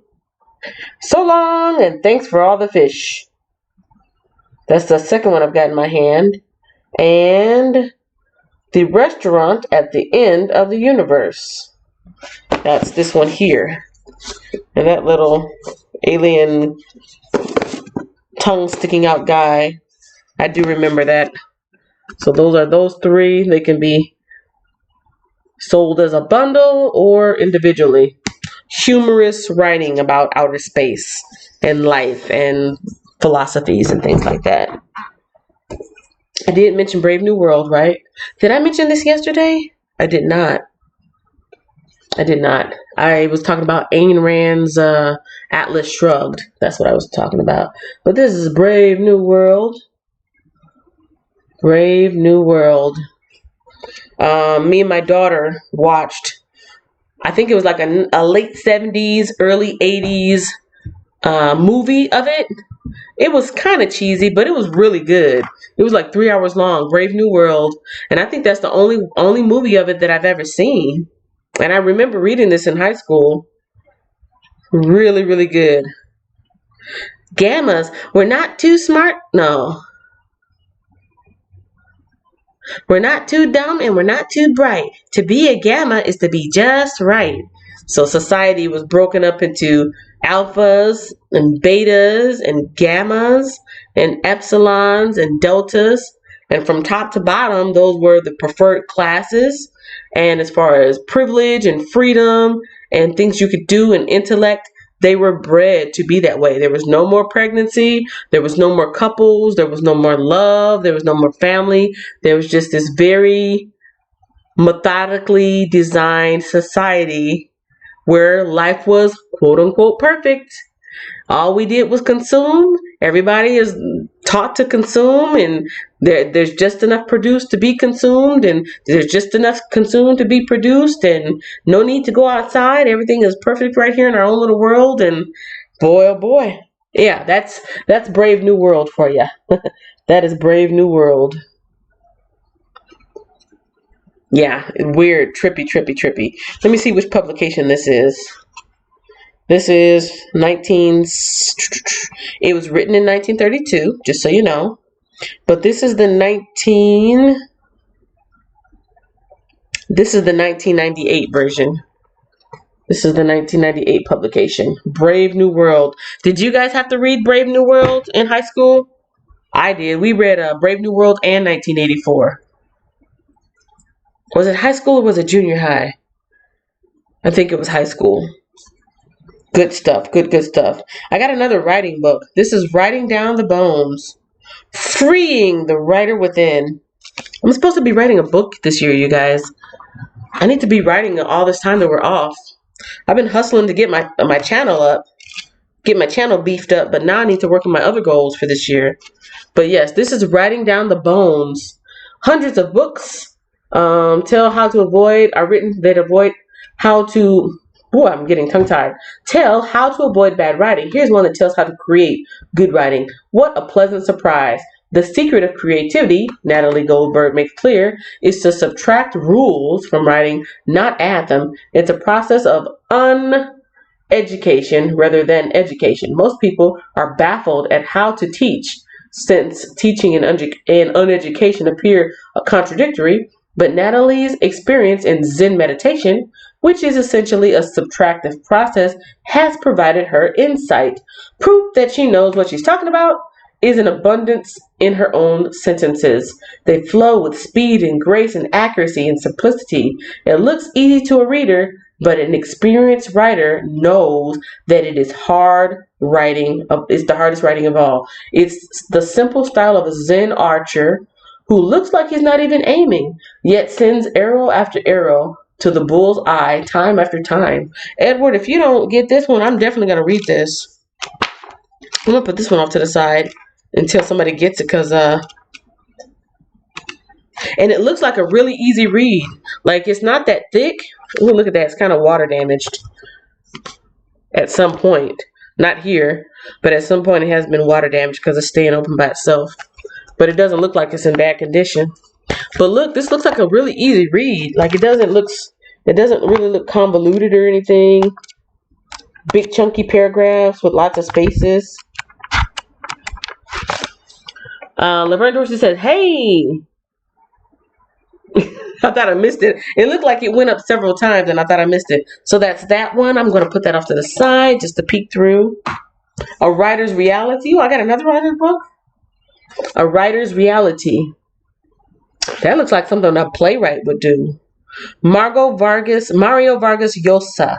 An intellectual and artistic autobiography. No work, not even Henry James's The Art of Fiction, so lucidly explains what a novelist does and how he does it. Those eyes, he has penetrating eyes, doesn't he? Boy, he looks like he can look right into your soul and tell you what you want to know. One of the most important, readable, and entertaining books to appear in years. I'm not going to read all through these. I'm just going to try to make my way as quickly as possible because I came on at 6, right? Hot diggity dog. It's already 7:30. I need to get through these because I'm out of here at 8. I got to get some sleep. I'm not even sleepy. Why is this picture book in here? Anybody need a picture book? Like, literally, pictures, develop film and put in a picture book. That should not be in here, but it's in here. I don't know why that's in there. It's not mine, but... I remember getting this at the museum years ago. It is Great French Paintings from the Clark Museum. Probably cannot see that very well, but it is pictures of ballet dancers, and it's basically high quality photographs of museum pictures. It is really, really wrapped in this, so I'm not going to take it out, but it's a museum, the type of books that you get at the museum gift shop. Exit through the gift shop. That's a Banksy reference. Oh, here it is. I knew there was another one. Who knew? I didn't know. Did you know? Who knew? Customer's choice. Did you know that you can rub orange peels on your skin to repel mosquitoes? Or clean a candle with old pantyhose? Get rid of razor burn with yogurt? Remove stains with hand sanitizer? Save phone book pages to mop up minor spills? Or chop an onion to remove rust on a knife? I did not know that. I got a rusty pan. I wonder, will it work on the pan? Use baby shampoo to clean your bathroom. Clean a doll with peanut butter. Repel dust on your coffee table with fabric softener. Make dried out masking tape usable by microwaving it. And much more. That's so cool. You know what? Most of these books that I'm showing you guys, I'm like, why haven't I read these yet? It's because I collect them. As an eBay seller, I don't invest myself emotionally into my things. I try not to, or I just sell them.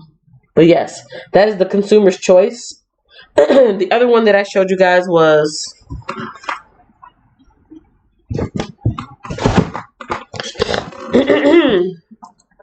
the Deluxe Almanac, complete guide to the best household tips, quick fixes, and money-saving miracles. And this one is Customer's Choice. So they're very similar. They are by the same author. I don't think I ever showed the back. That's this couple right here, Bruce Lubin and Jean Bossalina Lubin. And I feel like there's one more book of these. I feel like there's one more, and I don't remember what it's called. Right here. It's called Who Knew? The Best of 1 and 2. Volume 1 and 2. So this is just another like home remedies guide type of thing. Tells you how to clean wood furniture with beer, how to remove pin marks from leather with milk, how to make kids modeling dough out of dryer lint. What? How you can ice-proof your windshield with vinegar, or fertilize your garden with eggshells. I knew about that one. We're starting a garden. I got my eggshells in a little bag that's all crushed up. You can get rid of roaches with wine. Fix squeaky floorboards with talcum powder. Cook the fluffiest pancakes you've ever tasted. Tenderize beef using tea. Keep ice cream cones leak-free with a strategically placed marshmallow. Make perfect corn on the grill. Revive stale bread. Make your eggs last longer by storing them upside down. Hey, that's the egg. Look at that. That's so cool. Save burned meals and other kitchen catastrophes. Oh, I need this. I'm telling you, the last 3 days I burned my dinner. All the last 3 days I burned rice. Oh my goodness, I burned yesterday's meal. What did I make yesterday? No, I didn't. I made beans. I just threw beans in a crock pot, but I almost burned the cornbread. Oh man, this is funny. You can make homemade face masks with bananas, get free food, beauty products, office supplies, and entertainment, and more. So again, that's the same authors there on the back. That's from the Who Knew series. Dang, all this free time. I need to be reading some of these books before I sell them. All right, I got 30 minutes. Let's see, what all can I give you guys? Oh, got some more oldies but goodies. The Adventures Here and There. The Adventures Here and There. This looks like a reader. What did we call them? A reader? I think they're called readers, right? Well, that's what they used to be called when I was younger. Like, when you were still learning how to read, they gave you a reader. Is that what it's called? Reader? Bet's Basic Readers, 3rd edition, from the American Book Company. Kind of looks like Dick and Jane to me. On the little surfboards. Dick and Jane went to California. Oh, somebody wrote in the front. Some little kid. To my friend.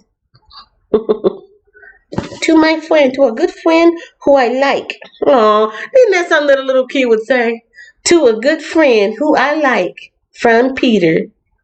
Oh, little kids are precious. All right, adventures here and there. It looks like there's tons and tons of short stories in here. Living in America, making dreams come true, doing and daring, saluting bold ideas, looking across the sea, searching for adventure. So short stories for children, and it was copyrighted in 1963. Got lots of illustrations in there. Most of them are black and white. Some of them are color.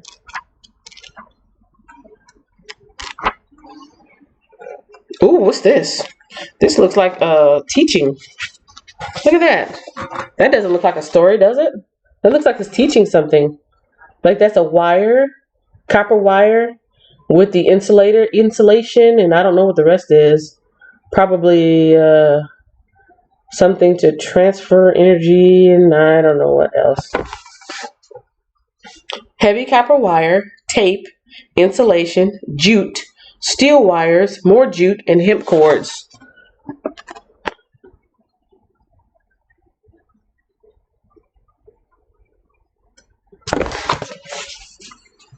I'm going to back up real quick to see what this is about. Telegraph under the sea. Oh, so it's a story, but then it kind of breaks something down to tell about how the telegraph works. That's cool. So that is adventures here and there. I don't know if this is still, what's the word? If it has become obsolete or not. But this is the comic book price guide. Comic book price guide, number 11. What's the opposite of obsolete? Current. I don't know if this is still, or valid. I don't know if this is still valid or not. But this is the comic book price guide. And it looks like, if I was to guess, 1971, 1968. Let me see. And it's literally a price guide. Ooh, I don't think this has been used like ever, because the spine isn't even cracked, and it sounds like it's trying to crack. So those are some classic comic books, and it gives you the price. But I'm pretty sure that was the price at the time of publication. Yeah, the spine is not even cracked on there. Like, as I'm trying to open it up, it doesn't want to open. Buy and sell comics. Oh, this is from Detroit Avenue, Lakewood, Ohio. How'd this book get way down here? Oh, Kenya. Just because it was published up there doesn't mean other people can't buy it. Oh, Kenya. Tisk, tisk, tisk. Let's see.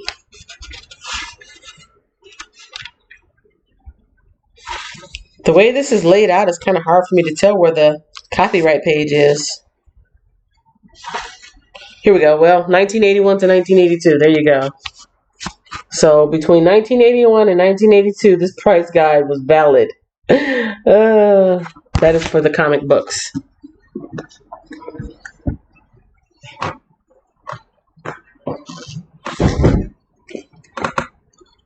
Oh, this isn't supposed to be in here. This is by my favorite author. Brownie points to anybody who can guess who my favorite author is. I'm going to go through these other books while you guys guess. Nobody's going to know. My favorite author. If Robin was in here, Katatin Cooking Mama's Homestead, if Robin was in here, she'd know. Because she's got his accent. Robin from Maine speaks in the same accent that my favorite author does. And I find it divine. It is like nectar to my earbuds. Because I listen to a lot of audiobooks. And from time to time, the author will read their own books. It's so cool. And this particular author, he's hilarious.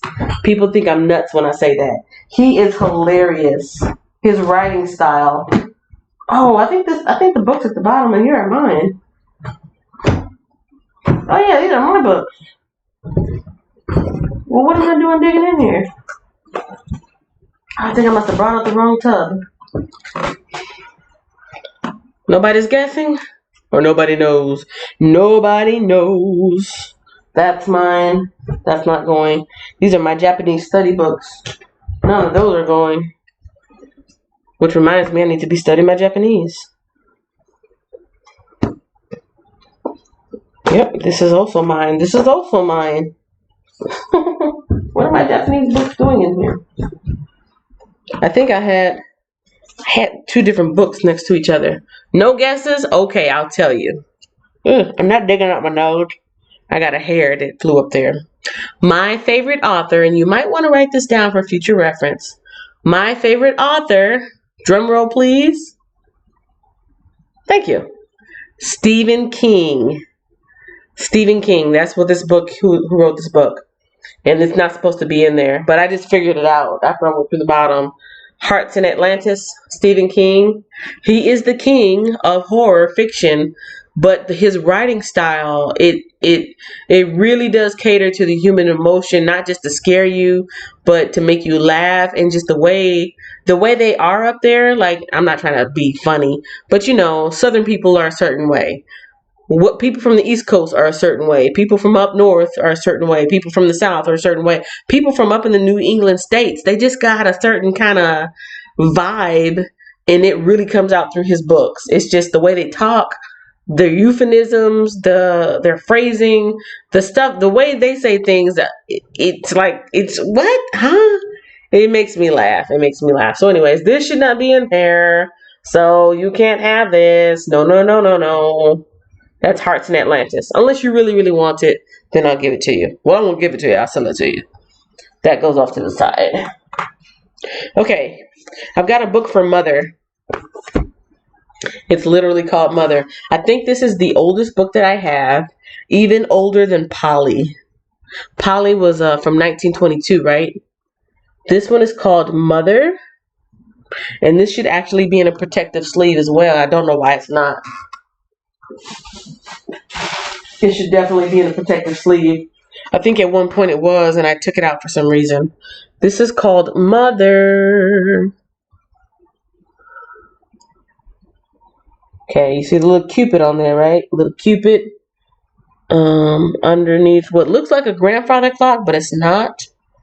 And I will carefully open it to see, but I'll show you first before I even open it. You see how the pages are? They're not even flush. They're just, I mean, there's not that much wear on it, but they're not even. And it's not because it's coming loose at the spine.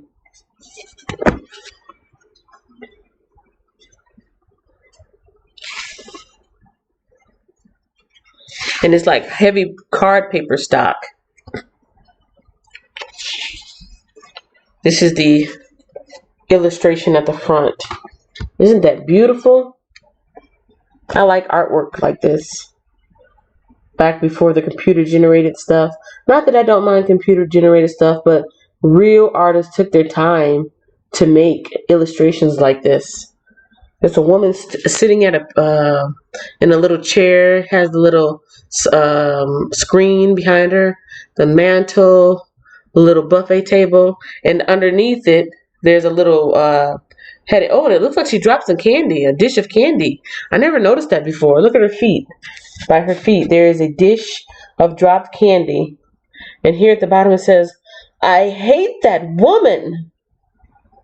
That is the caption to this darling picture. I hate that woman. And there's Cupid on the other side looking like, "Oh, it's okay, lady. I'll bring you some more candy." Mother by Owen Wister, author of The Virginian. Illustrations and decorations by John Ray. This book was published in 1907. Yes, no. It was first copyrighted in 1901, but this particular publication is from 1907. That's the copyright right there. Oh boy. First it was too bright, now it's not bright enough.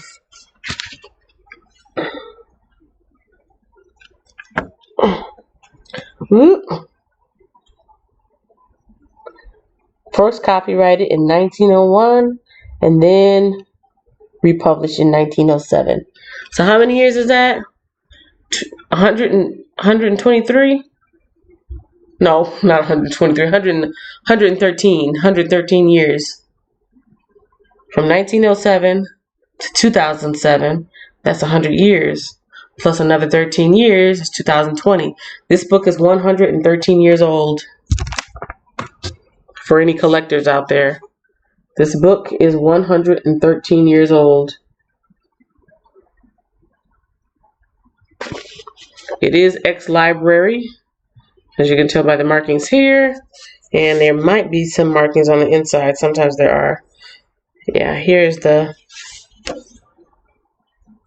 little library page from whenever it was in the library.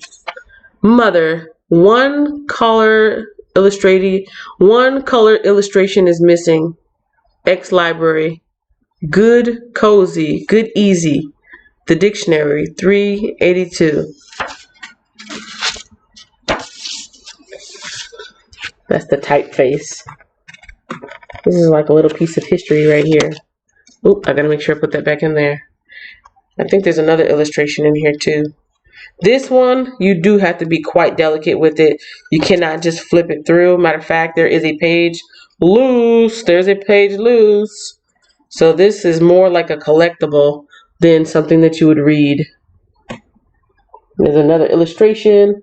The lady and the gentleman overlooking the river or the water. Oh no. I'm gonna hope that came back right here.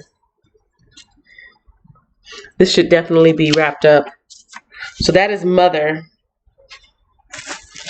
by Owen Wister. Mother by Owen Wister.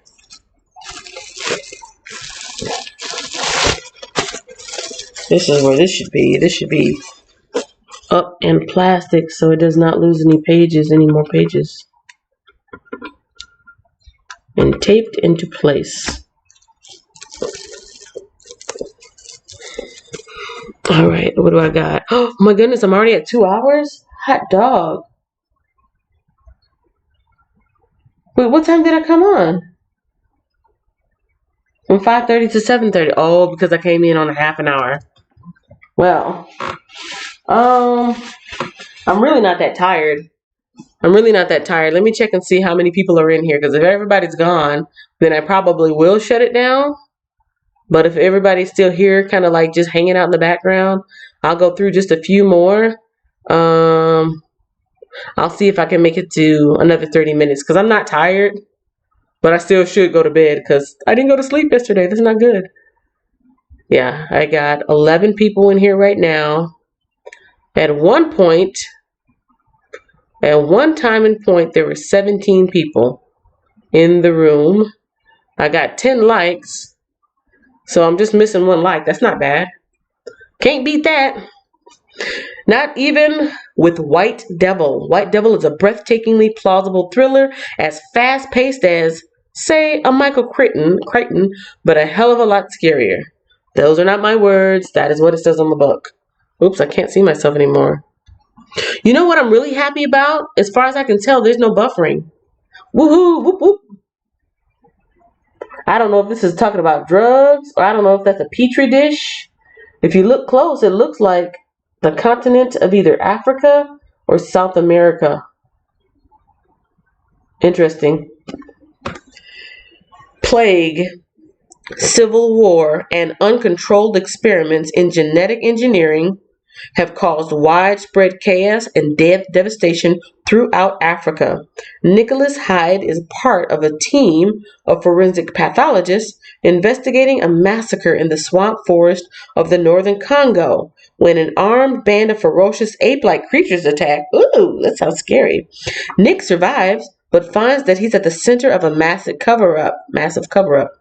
For although the white devils that killed Nick's friend were almost certainly the result of illegal genetic manipulation, Obligate, the environmentally conscious transnational now controlling this part of the Congo, denies that they exist and ruthlessly suppresses all evidence to the contrary.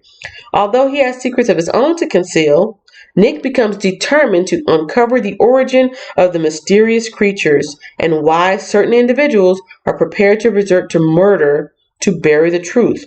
But even the atrocities he has already witnessed cannot prepare him for the terrifying secrets he uncovers on his journey into the wrecked heart of Africa and the birthplace of the white devils.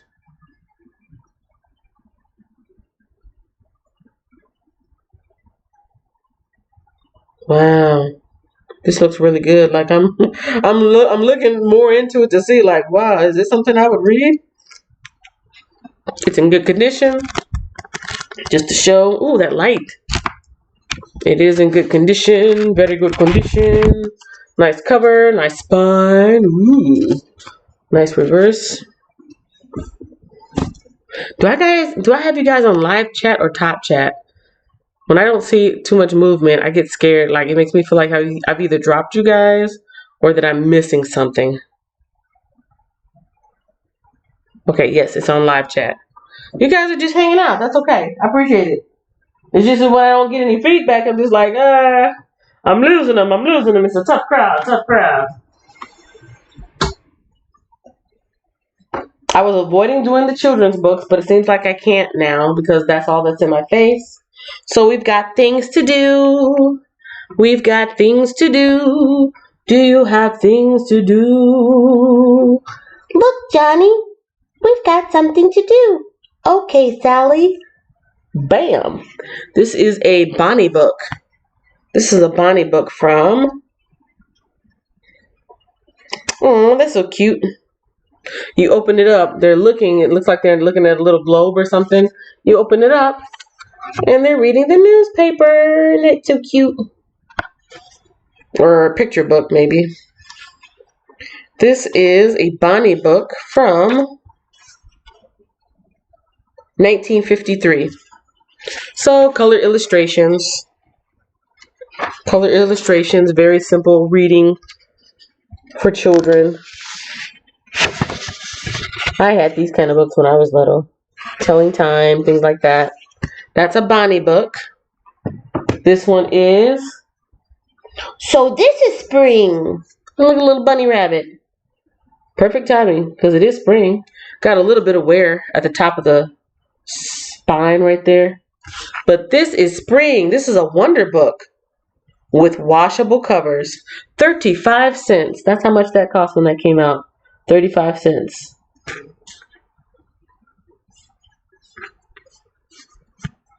Oh, look at the little bunny. I definitely remember reading books like this. This was my time coming up. This is the type of illustrations I had. The cartoons that they have nowadays have a very distinct look, and this is what I grew up with. More like realistic, not too sarcastic looking, and just cute little drawings. This is spring. And this copyright is 1954. You know, little story about the bunny rabbits and the squirrels and the little birds in the wintertime. Good cover, good back. Nothing wrong except that little bit on the top of the spine. We got Slowpoke. Look at little Slowpoke. Oh, the lazy little puppy. Oh, he looks sleepy. And this is a elf book. So we had a Bonnie book, a Wonder book, and this is an elf book. This elf book was published. Ooh. I feel like I see dust coming off of this one. Dust coming off the pages. MCM-LV2. MCM-LV2. Okay, I'm going to have to look up another one. This one is MCM-LV2. That's when this one was published.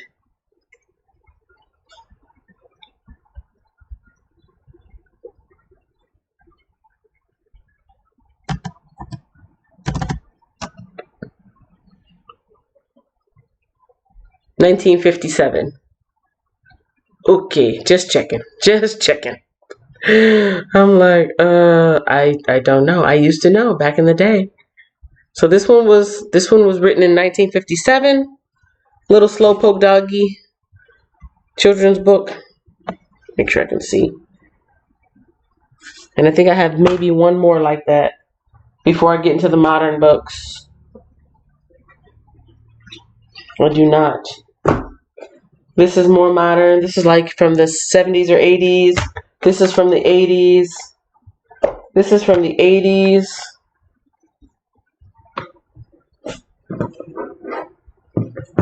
And yeah. So Heathcliff dines out. I remember Heathcliff. Heathcliff dines out. I like who? Okay, show of hands. Unless everybody has fallen asleep. A show of hands. I need some participation. Are you a Heathcliff lover or a Garfield lover? I loved Garfield, but for some reason, Heathcliff was a lot more funnier to me growing up. There was Heathcliff and there was Garfield, and they were both orange cats. So by show of hands, or by show of participation, who was a Heathcliff and who was a Garfield? And this is basically just a comic book. It is a comic book, and I'm doing it very carefully because this one is a little bit dry. It's not as hardy as the other ones where you can really open it up. It's a little bit drier. So you would have to be careful so you don't break the pages apart. I was a Heathcliff. I don't know. He just had a little bit more spunk. Garfield was more just like, oh, I just want to sit around and eat lasagna. Garfield has spunk. This is a Gifts of Cookies. Gifts of Cookies? So what? Oh, wow. Okay. Now this would be cool. This would be cool for either crafting at home or cooking at home or entrepreneurialism. Because this, you make little... I used to see these in the early 2000s, maybe the late 90s. You take mason jars and you put the ingredients. Let me show you so you can see what I'm talking about. You take mason jars and you put the ingredients for cookies in there. And all the person basically has to do is either add water or add milk, and they've got a recipe to go. Everything is in there already measured out. I say this is good for entrepreneurship because you can put these together and sell them. Hot diggity dog. Maybe I'll make a quick video about this and drop it. Like, everybody is right now either making face masks or homemade sanitizer. I don't know. Like, what types of things can you think of that people can make, craft like, or cooking, and put them together in kits and sell them? That's entrepreneurialism right there. What else do we have? Cooking with Pride 1 and 2. I feel like I went through this one yesterday. Maybe not. I don't know what Pride means. Pride Petroleum Services. Oh, I think I remember seeing this. The recipes in this cookbook are a collection of favorite recipes donated by employees and spouses of Pride Petroleum Services Company. It is hoped that these recipes will be easily understood and will provide a source of pleasure for many years to come. Well, that's cool. Now let's talk about a team building. You know how they have those team building exercises where you play the trust game and you fall back and somebody's supposed to catch you? I'd much rather put together a recipe book. Oh, and it has everybody's name at the beginning. These are all the contributors. And this book came out in 1992. Potato soup. Onion casserole. Hey, maybe my recipe that I was looking for is in here. Because I was really wanting some onion soup. Tosin, Jane, and Ray. They gave like 5 different recipes. Shrimp, cinnamon logs, 10-15 onion casserole. I gotta look that up. Okay, I'm gonna put this to the side real quick. As I take time to look through some of these, I'm actually intrigued. We got C.S. Lewis, The Magician's Nephew, which is the second book in the series of The Lion, Witch, and the Wardrobe. C.S. Lewis, The Magician's Nephew, and this has got some wear on the spine.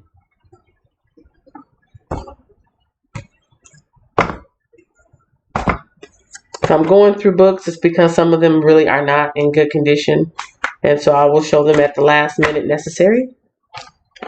Anybody want to play some card games? 101 best family card games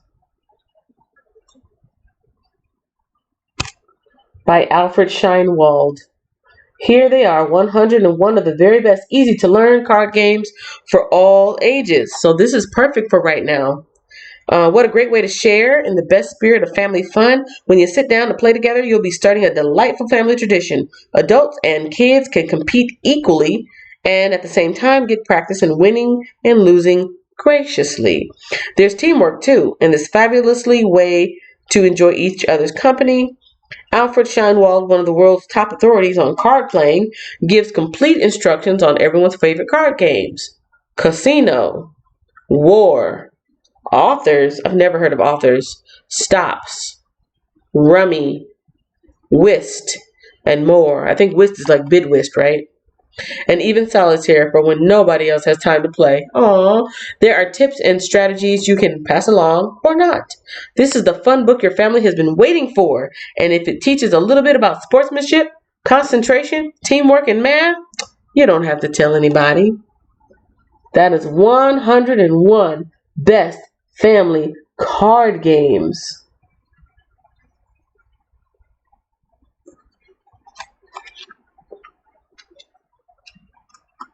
I've always heard of Rummy, but I never knew how to play it.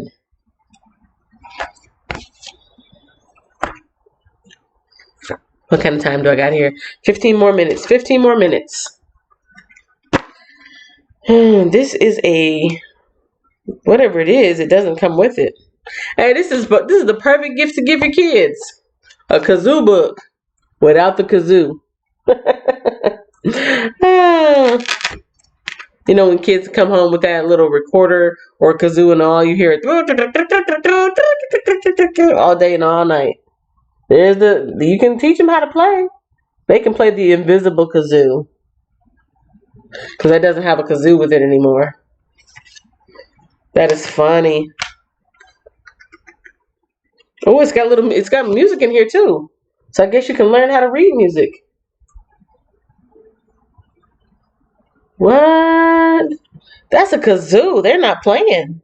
They are not playing. Includes 34 play-along book with a quality wooden kazoo. Oh, whatever that came with it, it was quality wood. I thought it was plastic. That little girl she looks serious. She's like, don't sleep on me and my kazoo. Look at that. She has a look of concentration in her eyes. She's like, I am going to be the best kazoo player, and you can't tell me any different. This helps playing. Actually, it says here on the back, music plays an important role in every child's development, beginning at birth. Music stimulates the brain and provides a platform for listening, language, and creativity. See, that's what I keep telling my sister. I say, play some music around the baby. Play some music. It will do something to his brain, and it will calm him. And it will cause him to be like more focused and stuff. And provide a platform for listening, language, and creativity. And research shows that children who play an instrument excel academically, including scoring higher on standardized tests. No wonder I did so well on my test. I played the flute and the saxophone in junior high. Recent studies have shown that playing a musical instrument can measurably enhance a child's intellectual development, emotional development, physical development, and social interaction. Nice. This is a random book here after me reading all those kids' books. This is called Angel Among Us. Amazing true stories of ordinary people helped by extraordinary beings. It says it's true stories. They move among us, reaching out to help when we least expect it and when we need them the most. Gail was a strong swimmer, but halfway across the lake, she realized she could not make it to the other side. And then it just fades off. The story just fades off. Annabelle and her 3-year-old daughter turned suddenly and saw a car hurtling towards them, straight towards them. And then the story just fades off. Ken fell and his hunting rifle accidentally went off, leaving him wounded, bleeding, and alone in the frozen woods. And the story just fades off. And then they appeared. Angels do exist, as illustrated in these moving, compelling, and true contemporary accounts of ordinary people whose lives were touched, saved, and forever altered by the extraordinary, by Angels Among Us. And this is the cover.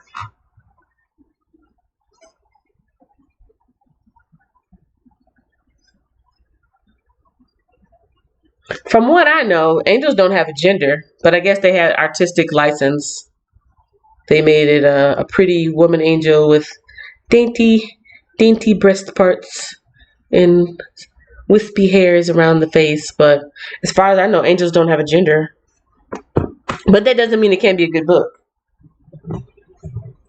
Whoop, I got another art book, you guys. This one is also wrapped up, and it is literally our art pages. This is kind of like, this is before memes really became a thing. You know, memes where like it's a random picture and there's a funny caption under it, or a funny GIF or something, and people keep going around, making it viral. So this guy is an artist, and he actually had his art. It's kind of like the foundation of memes before there were memes. He draws these beautiful pictures that look like pop culture pictures, and then he puts the weirdest captions underneath it. It just flips it on its head. So there's the baby. There's the baby out in outer space with some hands. And it'll say something kind of cynical and sarcastic. And that is by, oh, I can't see the artist, but author. But it's called Beautiful People with Beautiful Feelings. Beautiful people with beautiful feelings. I didn't know who that was, but I don't remember anymore.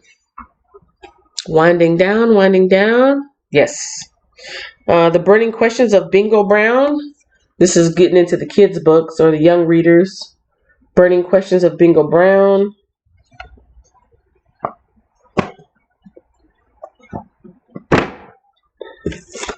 Bod for God. Anybody getting in shape? I actually got this for myself and I never read it. And if I'm honest, I'm not going to read it. Hey, that's what happened to that job application. Man, I wrote this in 2017. Oh, I don't need that job anymore. Wow, I've been in that department for that long? I don't know why that piece of paper's in there. But yeah, have you ever got a book and it looked good at the time and you kept holding on to it, but then you never read it? Like, I could probably learn from this book, but I'm not going to read it. I'm just not. I'm not. The last time I lost weight and the last time I was getting really healthy, I did it all by myself. I did it on my own. I didn't follow a plan. I made my own plan up. But this is Bod for God. So if anybody is interested, this will go listing, if it's not already listed, on my eBay site. And it's kind of like a devotional / nutritional book. So you're working on your spirit while you're working on your body. Ooh, look at this guy. He made a huge transition. And I think this book was written by a pastor. The pastor was overweight. And he said I did read, like I read like the first chapter, but then I stopped. The pastor was really overweight and he was preaching something. And then he was just like, how can I keep preaching this message when I'm not even keeping myself together? Yeah, there's like a little journaling in here. It's got some scriptures to go through. So it's a devotional. It's a devotional and it is a weight loss guide. That is Bod for God. The 4 Keys to Lose Weight by Steve Reynolds. You guys have fallen asleep on me. I'm talking to myself. I talk to myself because there is no one to talk to. People ask me why I do what I do. I didn't make that song up. That is an actual song from the 90s. Yes, I remember that as a teen growing up in the 90s. When all the guys wore shoulder pads, like MC Hammer suits. And they did the little do do do do do do do do. I talk to myself cause there is no one to talk to. People ask me why I do what I do. I talk to myself cause there is no one to talk to. And I don't know if the song was supposed to be for his girlfriend or just his friends in general. Alright, I'm going to put most of these books away so I can walk. Because there's that many books. Ladies and gentlemen, there are that many books. But I've got 10 books here. And after I do these 10 books, I'm going to let you all go because I think you've all fallen asleep on me. Nobody's saying anything. I think you're all dozing off at the sound of my voice. This is Unintentional ASMR by Kenya at 40 Entrepreneur Drive. At the sound of my voice, you will drift off into a peaceful slumber. Your mind is relaxed. Your body is relaxed. You feel no pain. You only feel comfort and joy. When you wake up, you will be completely rested. But now you are only feeling sleepier and sleepier. Your eyelids are getting so heavy. Your arms are so heavy they melt into the bed.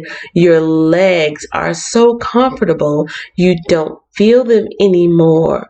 Your stomach is relaxed. Your knees are relaxed. You feel the tension melting away from your shoulders as your head sinks deeper and deeper into the pillow. And now you are fully asleep, dreaming peaceful thoughts. Good night. Is that how my voice does for you guys? Is that why nobody else is participating? They've all fallen asleep. Well, as you guys are sleeping, I'm going to do these last bit of books here for you. Not the ones that are wrapped up. While you are sleeping, you are thinking of math. Math squared is 100 concepts that you should know. Ideas in an Instant by the author Marian Freeberger and Rachel Thomas. From Pythagoras' theorem and Einstein's relativity theory to Euclidean geometry and the butterfly effect, mathematics provides a whole new language with which we can recognize and describe the hidden patterns of our universe. Now, if you wake up a genius, you can thank me for reading you this math book. You'll wake up and be like, wow, I can suddenly do trigonometry. I say trigonometry because that's the page that I'm on. Euclid's Axioms of Geometry. So this is basically a literal math book in a short form. It's not a textbook. It's like the basic concepts of different math, different types of maths. Symmetry and frequency, randomness and normality, the rules of probability, Bayes' theorem, law of large numbers, the normal distribution, randomized control trials, significant levels, relative risk, and the prosecutor's fallacy. Wow. What's in chapter 4? The Fibonacci Sequence, and that's not pi. I can't remember what that is. Is that theta? I'm trying to remember. In the blue box, it says 4.1, and it says Fibonacci, and then there's a circle with a line through it. Do you guys remember what that is? Fibonacci, and I want to say that's theta. Isn't that theta?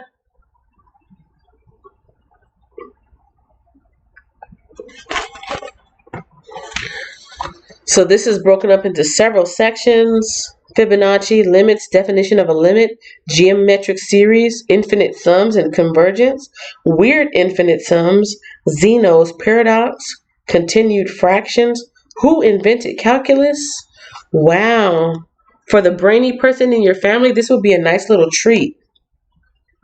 This looks like Sudoku. How do you call it? Sudoku? but I think it's way beyond Sudoku.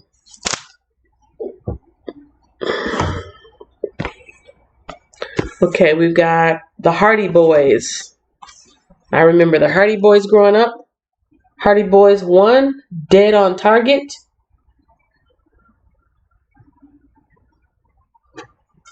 Nicole says, I'm awake. I think you woke up just to tell me that. Okay, this is from 1987. 1987, Hardy Boys. Shoulder pads, more like Betty Davis and Joan Crawford. Okay, so you guys are awake. Okay, I got you. I woke you up out of your slumber. You guys were drifting off like, oh, that does sound great. The Fibonacci Sequence. I think I'll do some long division. This is another really cute. I don't know if this is supposed to be Stuart Little or Ratatouille, but this guy is not playing around. If I ever see a mouse with a sword, well, if I see a mouse anyways, I'm going to be jumping up on a chair, but this mouse has got a sword and he means the business. This is Martin the Warrior, a novel of Redwall. I think this is a series because I remember reading this Redwall somewhere else, which means I've got some more books like this. It is a national bestseller. Brian Jocks is the author, and that is Martin the Warrior. You better not mess with Martin the Warrior. As a child, Martin was brought to the stronghold of the Badrang, the tyrant, forced into enslavement behind its massive walls. But he was strong, he was brave, and mere escape was not his plan, as long as his father's sword rested in Badrang's ruthless fist. Oh, so what is that guy doing with his dad's sword? That means dad's not around anymore, right? Maybe his dad got killed in war or something, and he's not leaving without his daddy's sword. That's like that one episode of Sanford and Son. I want my daddy's records. I want my daddy's records.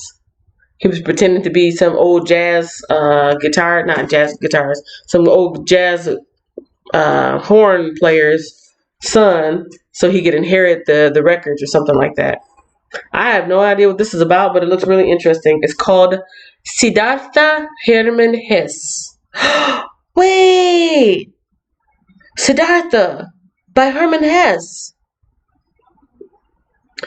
That's so cool, you guys. A couple of weeks ago, I made a video on quotes. Right before everything started getting really crazy and we had to do the shelter in, people were really panicking and just being really fearful. And I made a video, and it was like a little 6 to 8 minute video, and it was quotes from famous people, and it was quotes on uncertainty, because we don't know what's going on. We can't know until it all plays out, and so there's really no need to be worried about it until there's something to worry about. There's too much of the unknown, right? And so I put together this video on uncertainty. One of the authors was Hermann Hesse. Because I'm looking at this word like Siddhartha. Siddhartha. Matter of fact, hold that thought. When you guys get out of here, maybe you can go check it out. Hot diggity dog. And I don't think I've read this book before. I've never read this book, but I just think that's a cool coincidence that I featured a quote from somebody who I'd never heard of before, and I got his book.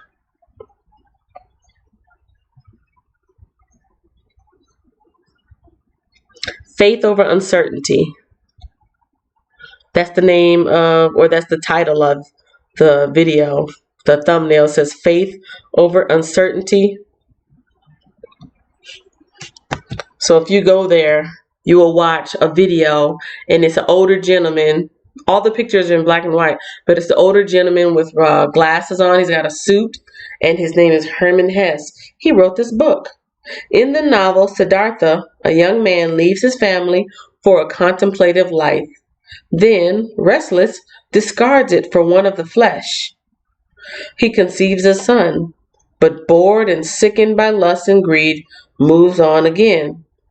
Near despair, Siddhartha comes to a river where he hears a unique sound. This sound signals the true beginning of his life, the beginning of suffering, rejection, peace, and finally, wisdom. So this looks kind of like, is it not Hindu? Yeah, Hindu. This looks kind of like maybe a Hindu-based type of story, just because I see the young guy sitting in one of the yoga poses, and it's talking about. It says the guy goes from different lives to different lives. I mean, it's not saying it that way, but it's basically saying he had a life, with his family. He left that life. He went and had a son. He left that life. He went somewhere else. So I don't know if that's literal or symbolic, but yeah, that seems kind of like a Hindu type of philosophy. This was published in 1951, and that's the title, Siddhartha.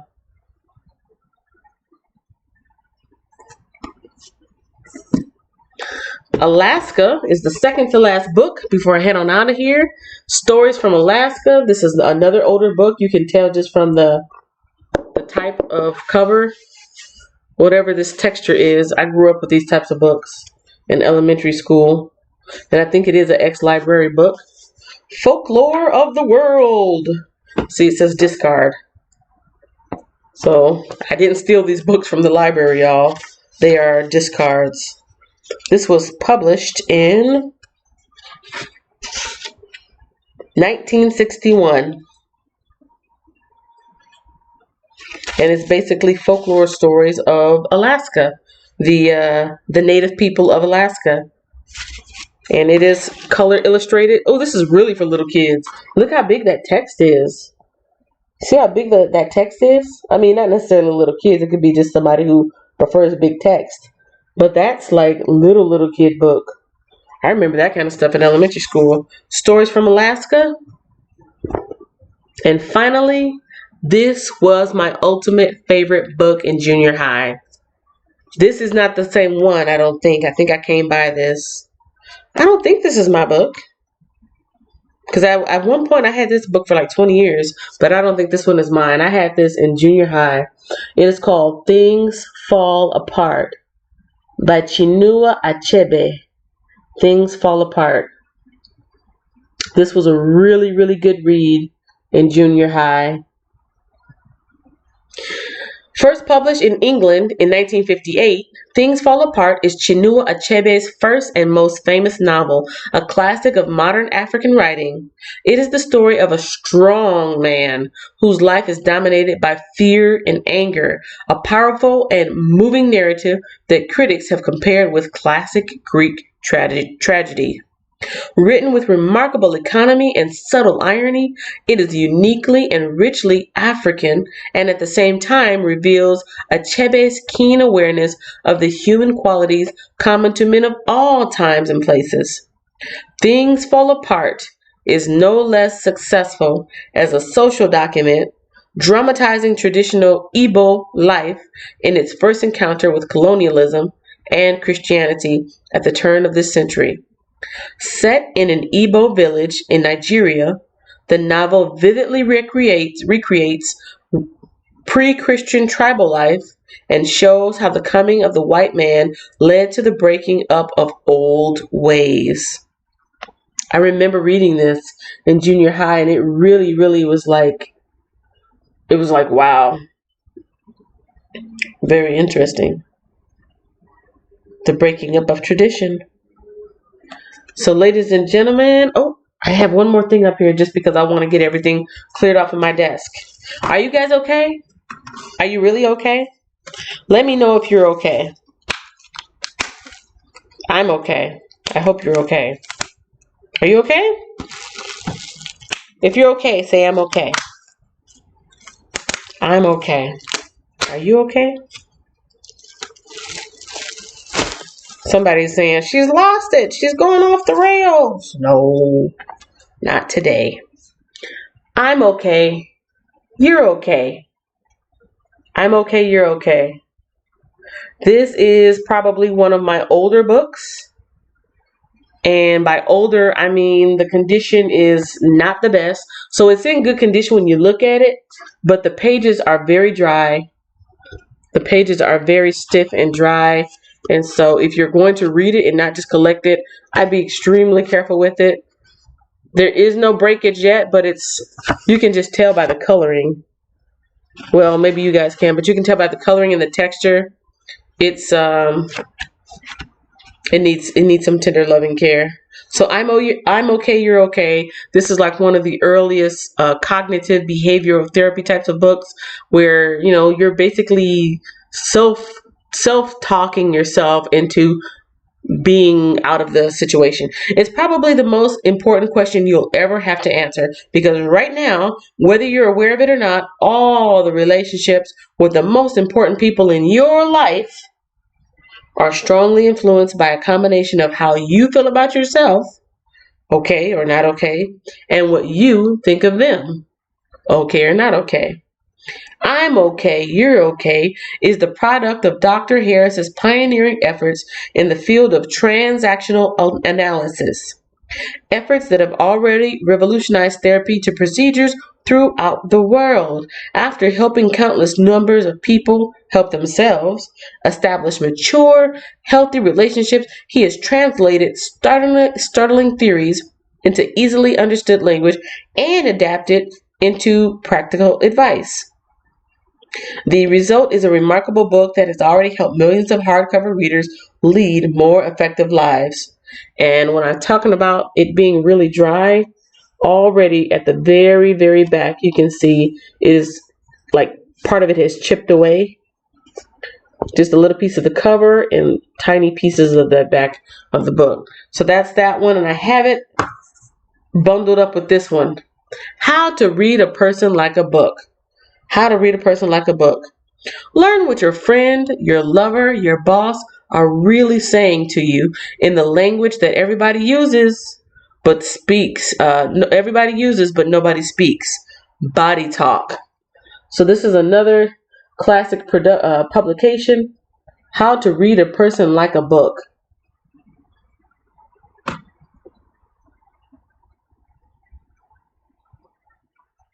Head inclined, hand in front of your mouth, open palm, eyes holding yours. Telegraph what a person is really feeling underneath the word he or she is using, and the body never lies. This illustrated no-nonsense manual by two experts in the field of negotiation shows you how to spot the hidden social, sexual, and emotional messages that we all send to each other with our bodies. Find out how to detect and send messages of friendliness and flirtation. Find out how to keep the upper hand in arguments and negotiations. How to tell whether the person you're talking to is lying. How to recognize and overcome boredom and defensiveness. How to succeed in many other delicate situations. Now you can learn quickly what is always going on in every human exchange by knowing the oldest and truest vocabulary of all. Body language. So that's why I have these two bundled together, because they're both essentially psychology books. Social study, social psychology. And that's another reason why I have them bundled up, is because very, very slight pieces, very, very, very slight pieces are coming chipped off because it's so dry. The environment that they were in, the pages dried out. Or maybe it was the paper process at that time when they were published or the book was made. Woo, I made it. It is 8:30. Yeah, that was 2 hours. No, that was 3 hours. Was that 3 hours, you guys? I came on at like 5:45. Almost 6. 6, 7, 8. Okay, 2.5 hours. Yeah, that's not bad. I just meant to go on for 2 hours because I knew that I still wanted to get through a lot of these books. I didn't see anybody, I didn't hear anybody speak up in particular about anything. So other than the books that I might have seen somebody speak up on in the chat, I'm just going to go through and list in, just random order. And I do appreciate you all being here. Oh, I do appreciate you all being here and hanging out with me, and for all the thumbs up that I got. That really helps me out. Really helps me out.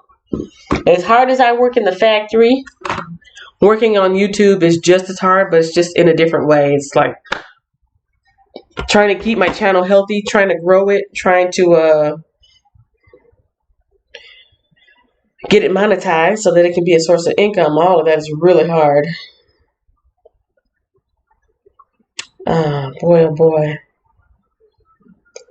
I am so proud of myself, even though I'm so sleepy. I did my whole page.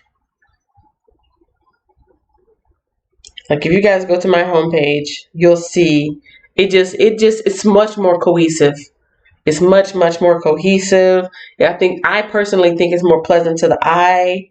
I think it's a little bit more organized. I even redid some of my playlists. I deleted a playlist that just didn't really make sense. And I put different playlists together so that when people come, it'll be like, oh, okay, yeah, I want to know about taxes. Oh, yeah, how do you feel about your depression today, Kenya? Oh, okay. Oh, you did this. And it's like a little bit more organized.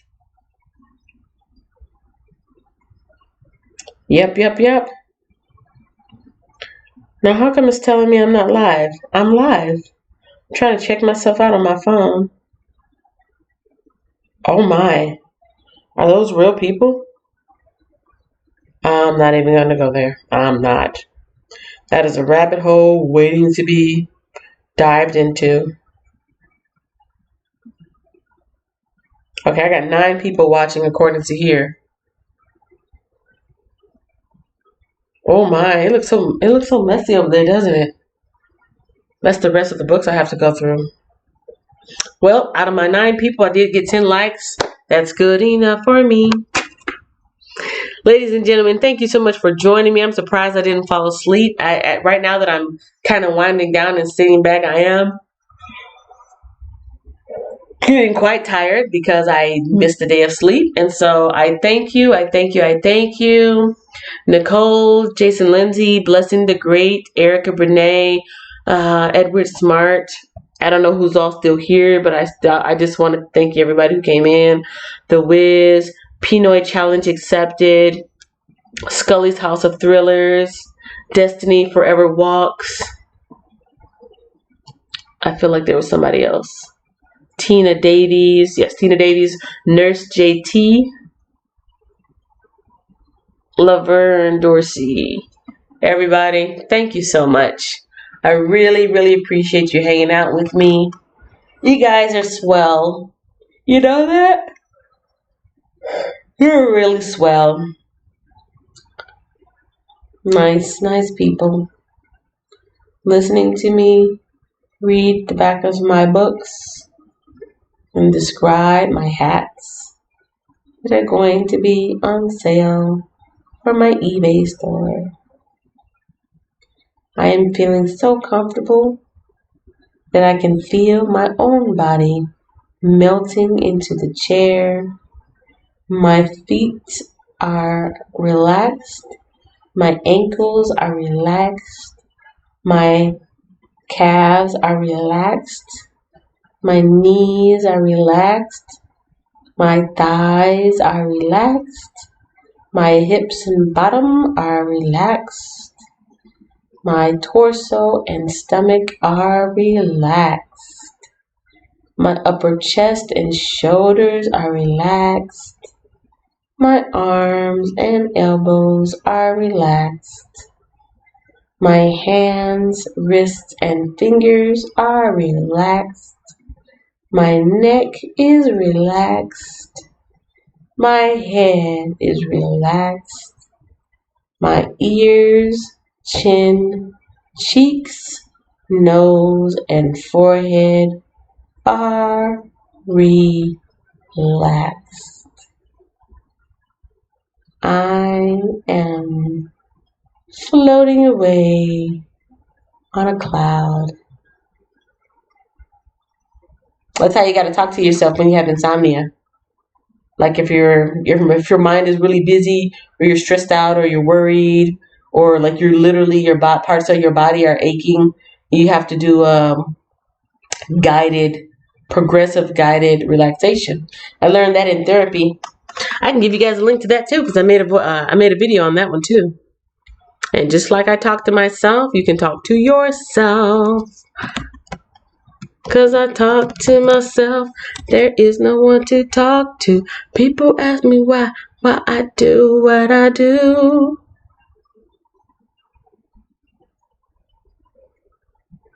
So when you guys get done, you can come back to this live stream after it's done. You can check out the information. Oh, wake up, self-hypnosis. When you guys get a chance, you can come back to this live stream. I left you 2 links. I left you a link to, oh my goodness, I probably should have put a label on that. Okay, yeah, I know what that is. That first link that is up there is on quotes, famous quotes on uncertainty. And the second one, and I'll put it again, this one is on self-guided relaxation. Self-guided relaxation. So anybody can do this. You can listen to this video that I made to get an idea. That one says self-guided relaxation. And I'm going to copy the other one because I forgot what it was already. I'm like, what did I put up there? This one is quotes, famous quotes on uncertainty. For anybody who might need to just, look at things from a different perspective. And yeah, I'm not going to hold on. There's like 10 more minutes for me to be on 3 hours, but I don't need to hold you guys any longer. I have gone through as many books as I'm going to go through. I have given you guys 2 links to check out. Oh, I do need to give you the eBay link. This is my eBay store name, wherever it is up there. And let me make it easy for you just so you don't have to search around too hard. Because that is a good quality. When you are running a business or you are trying to get people's business, you got to make it easy as possible for people. Don't make them work. They're already giving you their money. Don't make them work hard for you. You work hard for them. And so that's what I need to be doing. I need to be making it easy as possible for you. If you guys want to browse my items, or if you want to share this link with somebody else so they can browse my items, I want to make it as easy as possible for you guys. So this is my eBay. Kenya's eBay store. There you go. You guys have got 3 links to go to. Once this live is over, it's going to take about 30 to 45 minutes to process, so it won't be available. But then later on tonight or tomorrow, it will be available. So you can always come back and you can click on those links. And yeah, thanks for your time. I appreciate it. I'll see you guys tomorrow morning because I still have to get up and do my Bible reading because that's what I do. Yeah, I don't think I'm going to need any self-guided because I'm about to fall asleep. I look sleepy. Oh my goodness, I got dark circles under my eyes. Oh wow, look at me.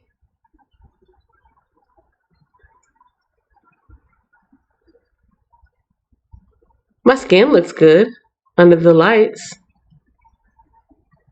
My eyebrows need to be finished. Okay, and now that was about a 10-second delay. Now I'm looking at myself, stare at myself. Creepy. Good night, y'all. And I'm just staring. That's so weird.